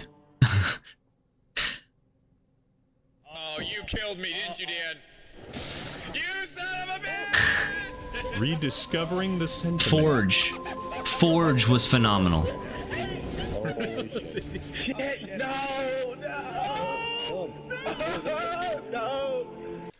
I just realized why Halo fans can't move on from the past, because if we stop talking about how great the Bungie Halo games were, all the fun memories, if I ever stop making videos, they don't go away though. Then those memories do kind of die. No, right? no, And but they get shelved, and it becomes a bitter memory rather than a fond one, because you get bitter over the fact that you can't have it anymore, right? Like the dream stays alive. You know what I mean? At least that's kind of the way I look at things. Some people move on very fast, and you know, good memories bring you comfort. Yo, Isaac, how's the volume?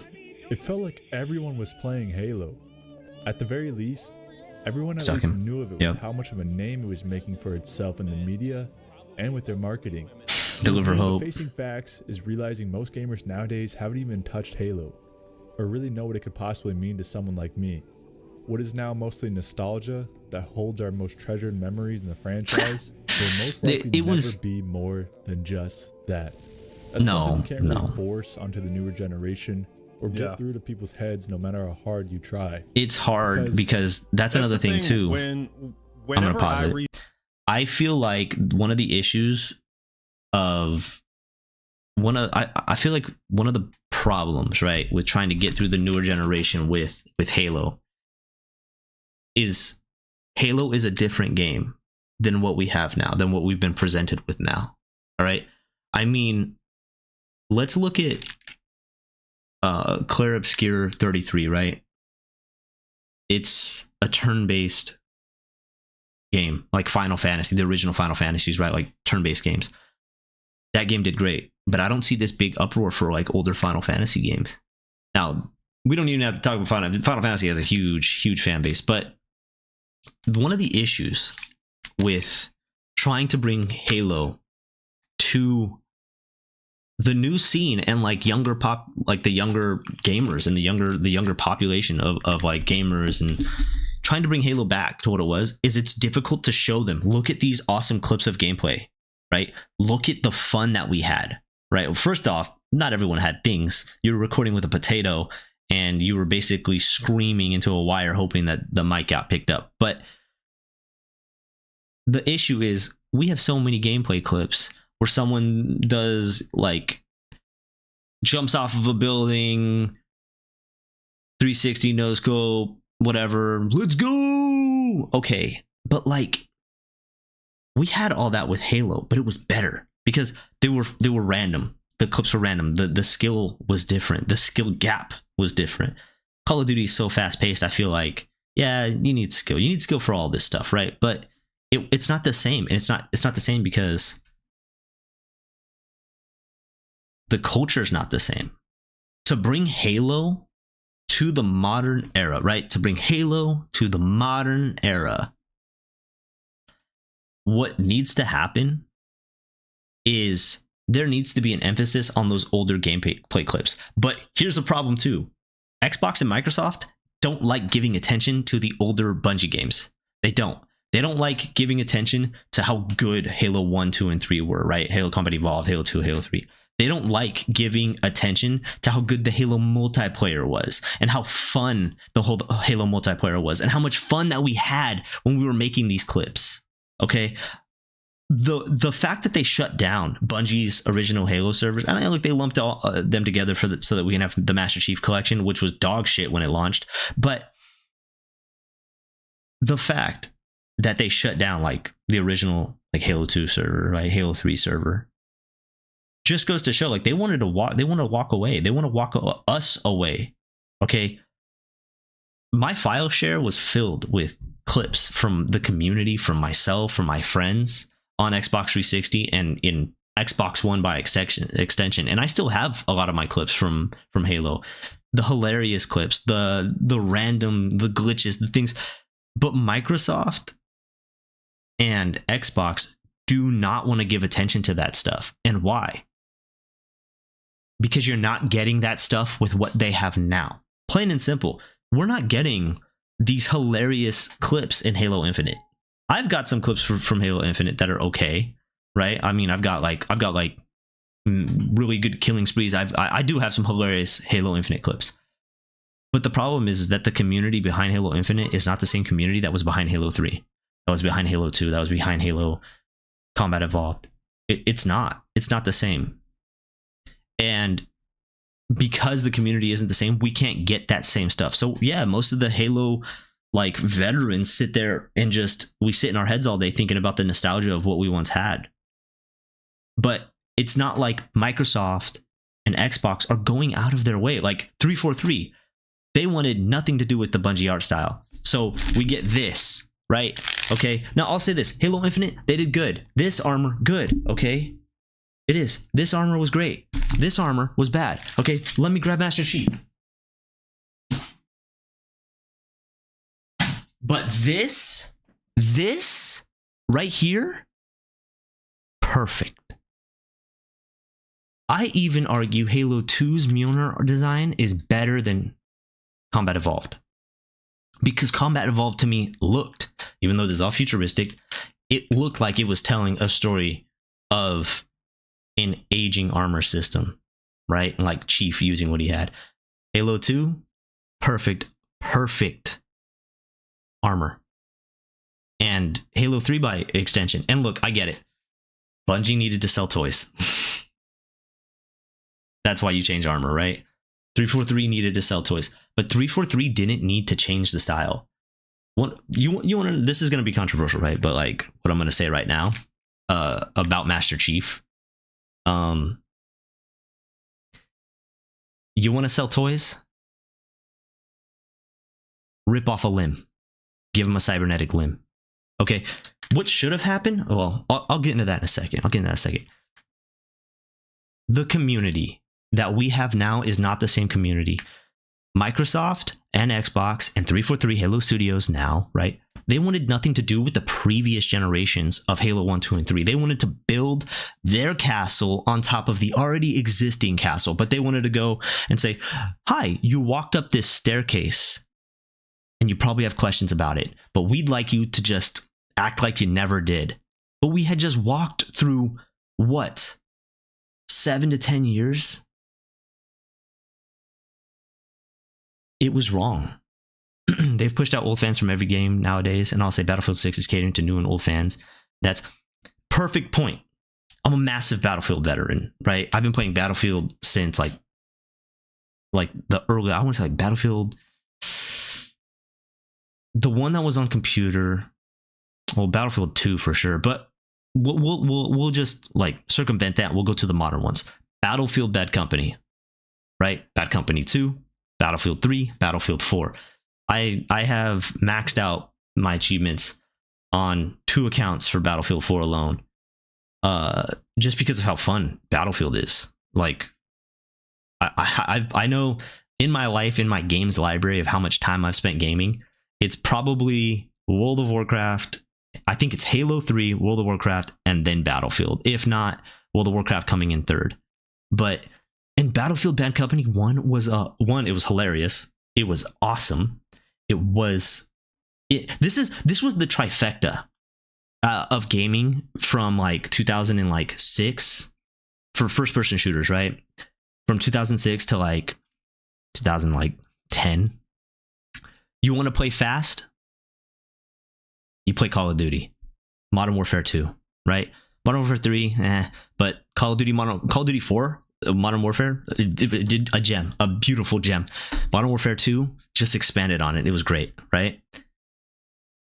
You want to be a little bit more realistic? You go play Battlefield, where you can actually blow up a wall. You can actually be in a tank. Then, if you wanted to have like kind of a goofy combination, but it has its own flavor, it has its own tastes, and is more nostalgic than Call of Duty and Battlefield, in my opinion, combined, you play Halo. And I remember like needing to perfect my gaming controls so that I could literally in one day go from Halo 3 to Battlefield Bad Company to Call of Duty 4 and play all of them and be good at all of them without like mixing up my button controls. That was important to me. But that was the issue. Yeah, they pushed old fans out from every game nowadays. Liquid Snake, absolutely correct. They did. They pushed old fans out because they refused to give Bungie fans a chance. They said, no, well, we're not Bungie.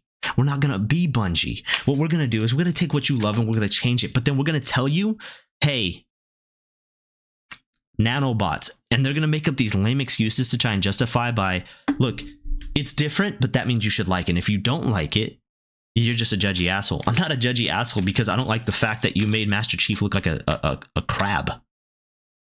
What is this? What are these? What the hell is this? These are knee pads. They're knee pads. They're gross. Now, this is still Master Chief, right? Right? Don't speak to my son, me or my son ever again. But this is still Master Chief. But like, let's be honest. Nanobots while he was in cryo. So hold on. Cortana has nanobots. Why didn't she fix the forward unto Dawn? You can't write plot holes without bringing more plot holes in. It doesn't matter. What matters is this. They refused to give the acknowledgement of what Bungie built. You say, oh, look at our beautiful country, when all you've done is build one building, and your building sucks. It sucks. Halo 4. I thought it was fun. I thought it had potential. It sucked. Halo 5. Some of it was cool. But it sucked. It sucked. Cortana, you fundamentally ruin characters, and then even the books. I spoke about this earlier in the stream, but even the books after Halo 4 were bad. They were bad. They were not good. Okay, one of the major issues is that they pushed the community out. Right, games went from passion to greed, plus out of touch devs and new studio leads. And this is why I blame Fortnite. Fortnite changed the gaming industry for the worst. I mean, it's disgusting what Fortnite did. And like, look, I like Fortnite. I mean, it's cool. But Fortnite and like making the gaming industry I was here, I witnessed it, I'm included, inclusion. I think everybody should be included in the gaming industry. I don't think anybody should be sat out of the gaming industry.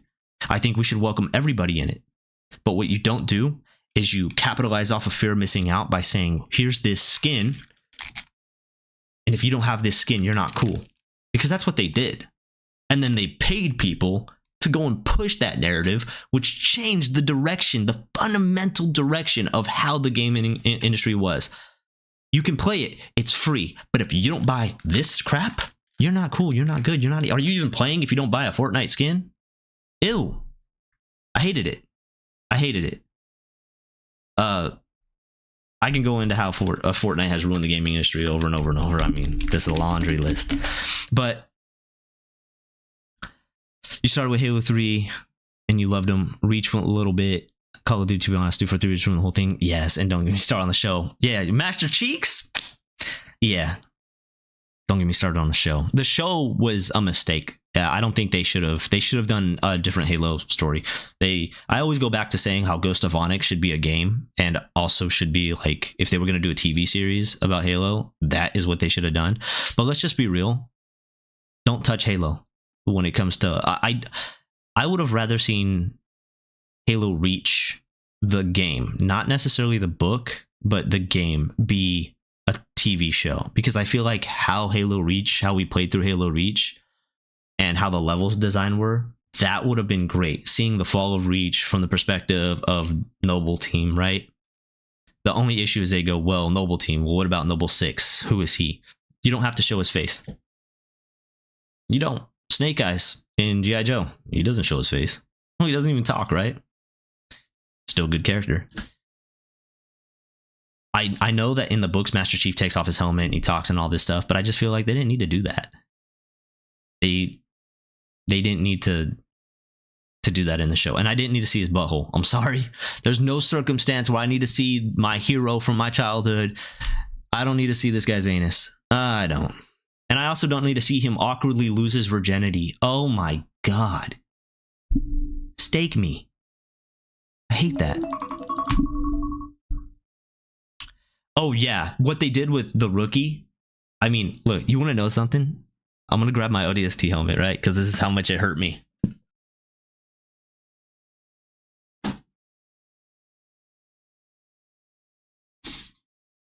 So this, so my ODST helmet used to be the same colors as the rookie, right? And when they killed him off in the books, I painted it because of how much I thought it was a disservice to the rookie, his character. I was like, no, I can't. I have to paint it. So I actually repainted this because it hurt me. Like, yeah. Oh yeah, this thing is sick. Here. So look, I always get worried about showing this dummy because I painted it black. I didn't paint it black for any other reason other than the fact that when it's it's styrofoam, so like it looks gross and grainy. But when it's in the helmet and it's up on the shelf, the helmet sits low enough that you can't see the neck, and like that's good. So yeah, I have to take off my headphones real quick to put this on. This thing is awesome. I actually used to stream only in my ODST helmet because like I had a whole thing where I didn't want to show my face. It's on my videos on my TikTok, Instagram, all that stuff. Like why I don't want to show my face on stream. But yeah, this thing is awesome. I used to stream just like this for a long time. Over a year. Yeah. I know, but it was just like at the time, I kind of wish I didn't because like I sealed the paint, but I kind of wish I didn't change it from the colors, but it just it upset me so much that they killed the rookie off how they did. It was not good.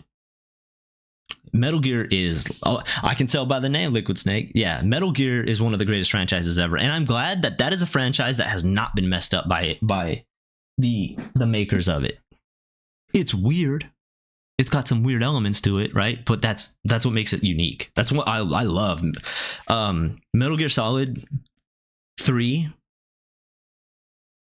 on the GameCube, I burnt out my freaking disk drive on my GameCube. I had to get it replaced because I played Metal Gear Solid over and over and over. Same thing with Halo Combat Evolved. I burnt out my first Xbox. Oh no. Oh, I gotta go get my baby mama right now.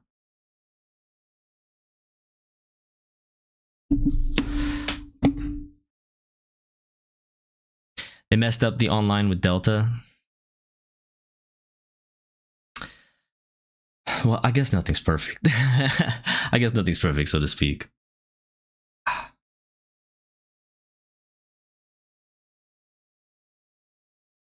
I kind of felt like Metal Gear Solid never really needed online. You know, like the story is good enough. But everything needs a multiplayer now. But anyways, like yeah, Metal Gear Solid is an amazing franchise too.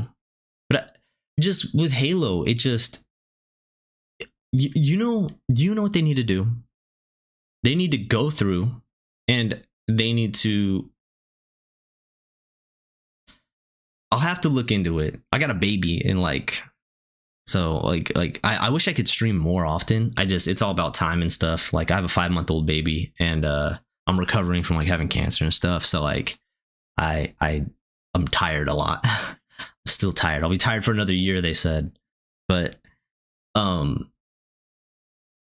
and then of course I got, struggling to make bills and all that. But basically, what I was saying with Halo, I just think that what Microsoft and Xbox should do is they should go and get all of the videos, all of the gaming clips, all the funny things that are online, right? And use those clips, use all the stuff, put them together and go, this is the Halo that you fell in love with. This is the Halo that we want to make. We're not Bungie. We're never going to be Bungie.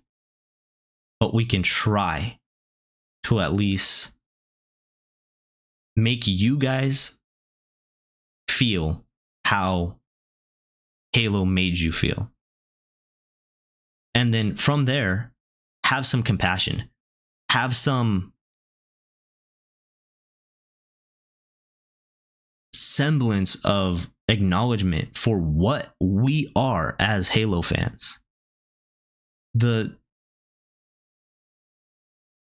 the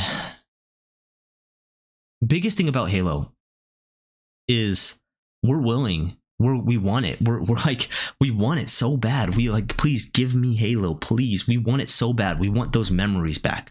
We want to have those experiences. Time has changed. Everyone's older. We got kids, we got jobs, we got this, and we can't get it in the same volume.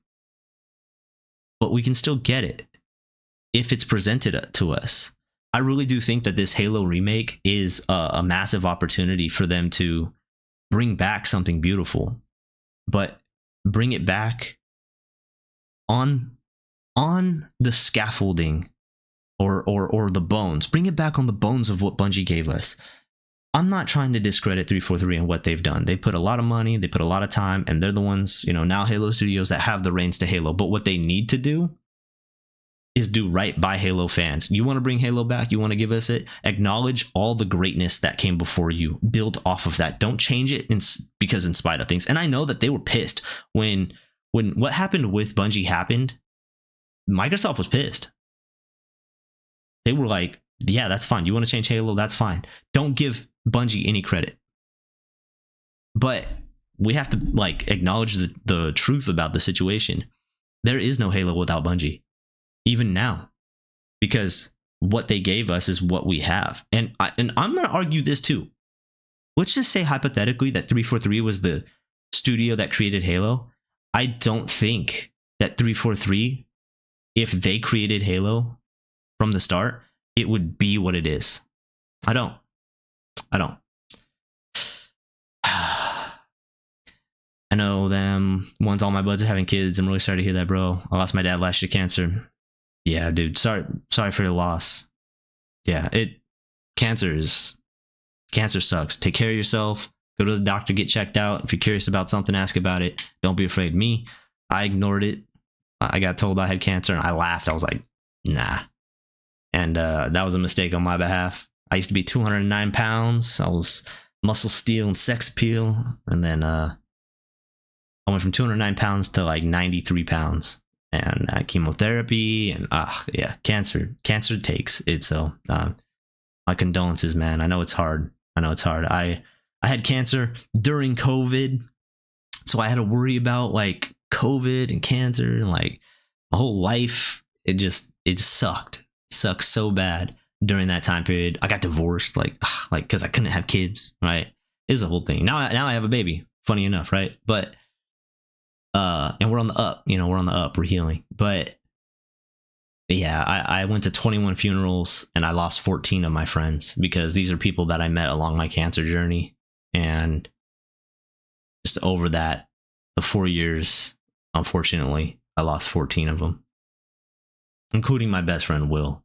So rest in peace, Will. I miss him every day. And then we would have conversations about Halo and video games constantly. And he's the one who told me you need to stream. You're prettier than I am. You need to stream. And I just remember being nah, I want to be a good streamer. And he's like, you just have to talk and be comfortable how it was. We will get that gem in the dirt someday. Maybe a new studio picks it up. But the way Xbox is going, I feel like we can only pray. I feel like Xbox is playing a long game. I don't feel like they're walking away from everything. I feel like they're doing what they have to right now because we're kind of at this technology is not where it needs to be. AI sucks. It sucks. AI sucks. It's not where it needs to be. Our graphics cards aren't really getting better. Our PC computing power isn't really getting better. So we're kind of stuck right now. We're at a technological bind because they're trying to have everybody catch up, right? I got a 3070 in my computer, right? And it's being considered outdated in comparison to the 40 series, and in the 50 series, the 5090s, whatever, they're not as good as the 40 series. But it's that's crazy. This came out in 2020, 2021, right? It's crazy. It's funny because I built this freaking computer so I could play Halo Infinite. I have an Xbox, I have a console as well, but I built this computer so I can play Warcraft and Halo and get into Steam. Because I figured if I was sick and I was dying of cancer, I might as well try to have some fun. Anyways, but I think Microsoft is technologically, we need, what's the next step it can't just be controllers. It has to be like haptic feedback, VR. It has to expand. But how can they do that? Well, they can't do that because it's not good enough right now. So I feel like Microsoft is biding their time. They're waiting for things to just get better. There's something in our way. I feel like there's a tension and the rope needs to snap so that we can swing into something new. And I feel like that's what they're trying to do. And that's why I feel like they're like, well, we can't focus on everything that we wish we can focus on because we're trying to swing into this next era. We're trying to swing into this next era. So I don't know. My dad wasn't the same, or my dad was the same. He kept working, even kept working. His last day was tough. Yeah. Oh yeah, man. I giving up has never been like I come from a really big family, and like giving up, nah, because like existence is suffering. Like being alive, just you're gonna suffer. And I figured if I was gonna suffer, I might as well suffer well, right? Like I don't have to play World of Warcraft, like, but the Ebon Blade, the Death Knights, and everything like that, they say that like suffer well, and it's kind of a profound statement. It's gonna suck. Life is gonna hit you left, right, and center. I was the healthiest in my family when I got sick. It's just ironic. Like it was circumstantial cancer, but like it didn't change the fact that I was still sick. And I chill, like I acknowledged it because for a long time I just like hated it. I hated myself. I hated like why me? You know, why me? And then I just realized it was like, if it was anybody else in my family, I know how it would have ended up. So I looked forward to it almost. Like I changed it because trust me, it sucked. Like because not only did I do chemotherapy 3 times, but I'm allergic to it. So I did it in hopes of it working, and it just made me worse, right? Made me worse. And luckily I got into experimental treatment, immunotherapy, kind of got a treatment that was catered for me, and that helped me like actually recover and stuff.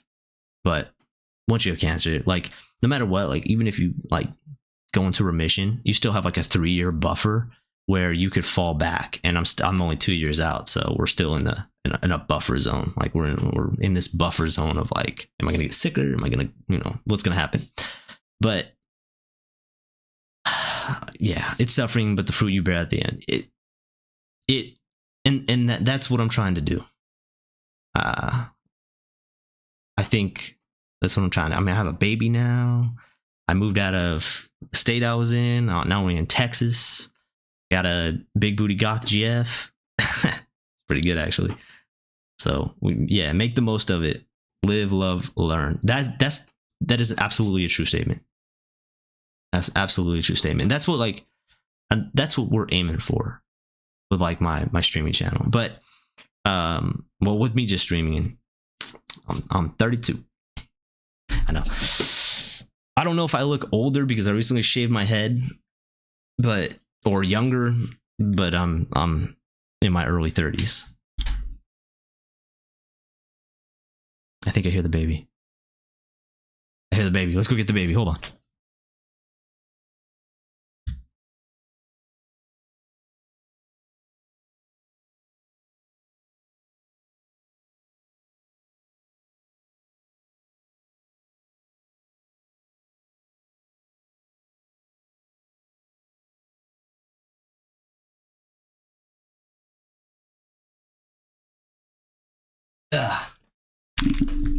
Here we go.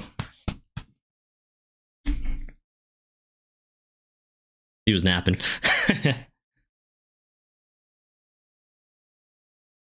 He's looking at, I got my Master Chief figures in front, and he's looking at them like, what are these? I've never seen these before. Yeah, this is Arcane. This is my sweet boy, Arcanicus. 5 months old. Look, Arcane, who's that? Who's that? Say hi. Look right here. Look right here. Who's that?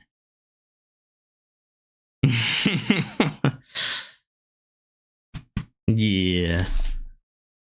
Oh, absolutely. Absolutely a future Spartan right here. Baby. He's all sweaty. I just feel like babies are just so sweaty. He got bit by a oh my god, sorry. He got bit by a freaking mosquito right above his eyebrow, and the same mosquito lit me the hell up. My arm and my right leg, only my right arm and right leg, and then I found him and I turned him into a smoothie. But yeah, what do you see, baby? See Master Chief? Yeah, that's you. He's gonna be you one day. First person on Mars, right? I don't think going to Mars, I don't think it's a return trip, right? You like what you see? He's looking at himself. Say hi to your uncle. Say hi to Liquid Snake.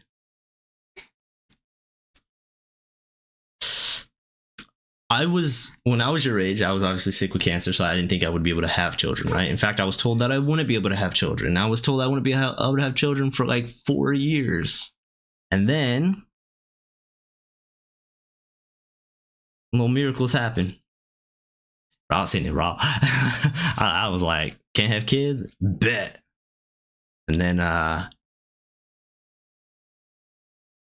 they can have you. You can't have kids, they can have you. They will come after you. I would say this: have kids. They're awesome. Everybody's like so like I feel like our generation, like millennials, like like millennials and down, are so iffy about having kids. No, I thought kind of that way too, but then I have a son, and it rewires your brain. It makes you like just appreciate life so much more. You can't run from things when you have children. You have to face them, and like, my bad, kid. He just bonked his head on my headphones. You just have to. It's kind of crazy, but like when I think of like the phrase "man up," having a kid is like man up. Like, you still tired, baby? I don't know. Yeah, the Lord does work in mysterious ways for sure, but it's just dude, they're so fun and they're great and they're warm constantly and they're soft. Sleep deprivation is real. Okay, sleep deprivation is real with them, but I don't know, like when it's like 3:30 a.m. and you're feeding them and you're holding them close and like they need you, and you're holding them and you're feeding them, like you have the bottle and you just have them.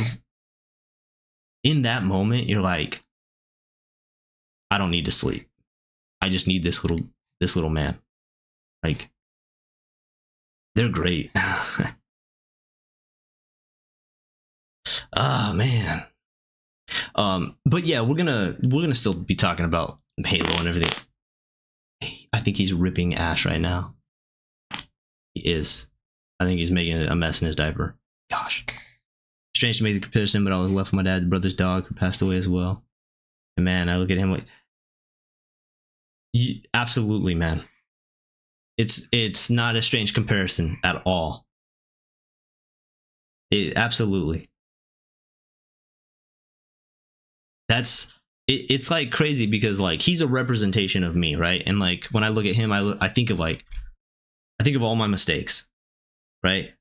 And I look at him and I go, I will not allow my mistakes to like bleed into his life and like define his life. I'm gonna make sure that like he has it good. He has it. I don't want him to never struggle because I feel like you need to struggle. Like struggle will define you, and struggle will, steel harden steel, or sharpen steel, sharpen steel. But I definitely want him to like never make those same mistakes. I think he might be shitting right now. You shitting? It's really weird having a tiny human that doesn't talk, right? Like that's another thing too. You're like, you know what's happening around you right now? Nothing, not a clue. That sense of awareness and like sentience hasn't hit them yet, so they're just like blissful. Like it's beautiful. It's beautiful. It's beautiful. It's beautiful. Yeah, I would say. I mean, now that I have a baby, I'd say like have babies. They're so fun. Oh no, I look forward to it. I look forward to it. I mean, I try to be an S tier dad. I mean, dude, I get frustrated sometimes though, because like I want to stream and like sometimes it's difficult. Well, that's on me though. It's not on him. That's on me. I get anxiety. I get like a ridiculous amount of anxiety because I just feel like, I mean, oh my lord, this baby just, he's making hate right now, which is good. I don't know. I mean, if it's wholesome, I'm happy. I've wanted to be a streamer for a long time, and like I grew up like super poor, and I didn't have the means to be a streamer, right? And I feel like I get a lot of anxiety when I like it literally comes right before I'm about to hit the start streaming button, just go live button. Whenever I'm gonna hit that, I just get overwhelmed, and I just like think like, man, like nobody wants to watch now some bald ass motherfucker talk about video games or play. And it's not like I'm bad at video. I'm really good at video games actually. Oh my god, my son, I didn't think you had more in you. We're gonna change you, don't worry. He's making room. He's making a lot of room right now, huh? I love you. You stink, but I love you. But yeah, it's me. It's because you know, like, trying to look at myself in like a better light, so that when you know, so that I can be better, not only for myself, for him, but you know, for myself. But it just, I get overwhelmed with anxiety because, like, you know, you like watch, and look, comparison is the thief of joy. You shouldn't compare, but like you see these top streamers and you see these like top performers and stuff like in the gaming atmosphere and like the streaming atmosphere, and it's like it's really easy to get discouraged because you're like, damn, like I can't even get 15 people to watch me, let alone, you know, someone who's got like 50,000. But they're just people too. So to me, this is worth it. I could talk to one person or nobody. It doesn't matter. I'm working on it. I'm working on me. I'm working on it. And I think I'm doing it for my friends who aren't here anymore. I'm doing it for myself. I'm doing it for him. I'm doing it for my mom, my family. Yeah. But it's I wish I streamed more, but I just I get so much anxiety because I'm like, it's me though. It's me battling against myself. That's the issue. Okay, we are going to go change him, and then we actually have to get on the road. We're gonna see if we can stream later. So, you know, I appreciate you, Liquid Snake. We're on Twitch as well, and we're on like TikTok, and we're on Instagram, but our Instagram is not Evil Elock. It's as often as the shadows, one word. That's where like there's a video of me that's like viral on there on TikTok, but or not TikTok. Oh, actually, it is on TikTok, and I don't know. I like to watch that video on stream actually, but yeah, here I will actually. It's Evil Elock, but I only have like 80 something. Twitch is a really difficult platform, in my opinion, to get into. So, and I feel like YouTube is where I want to be. 7.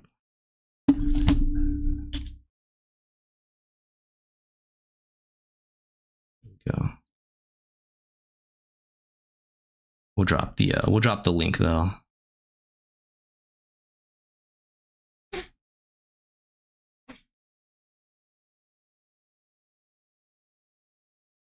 But yeah, I'm gonna, like, for the most part, I think, like, because another thing, since I started making videos, like, I haven't made some, like, in like 2 weeks, something like that. But like, since I've been on YouTube, I mean, we went from like 6 subs to 5K in like 2 weeks.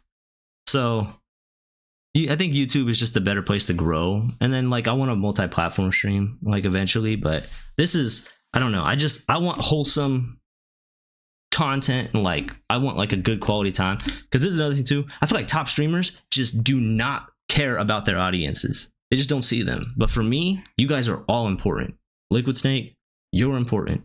Arcanicus, you're important.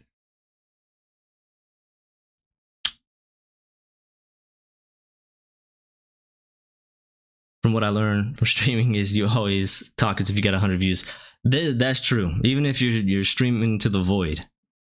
I remember like in 2016, because I've actually been streaming for close to a decade. It's just I got cancer and other stuff happened. But when I actually started streaming back in like 2016, 2017.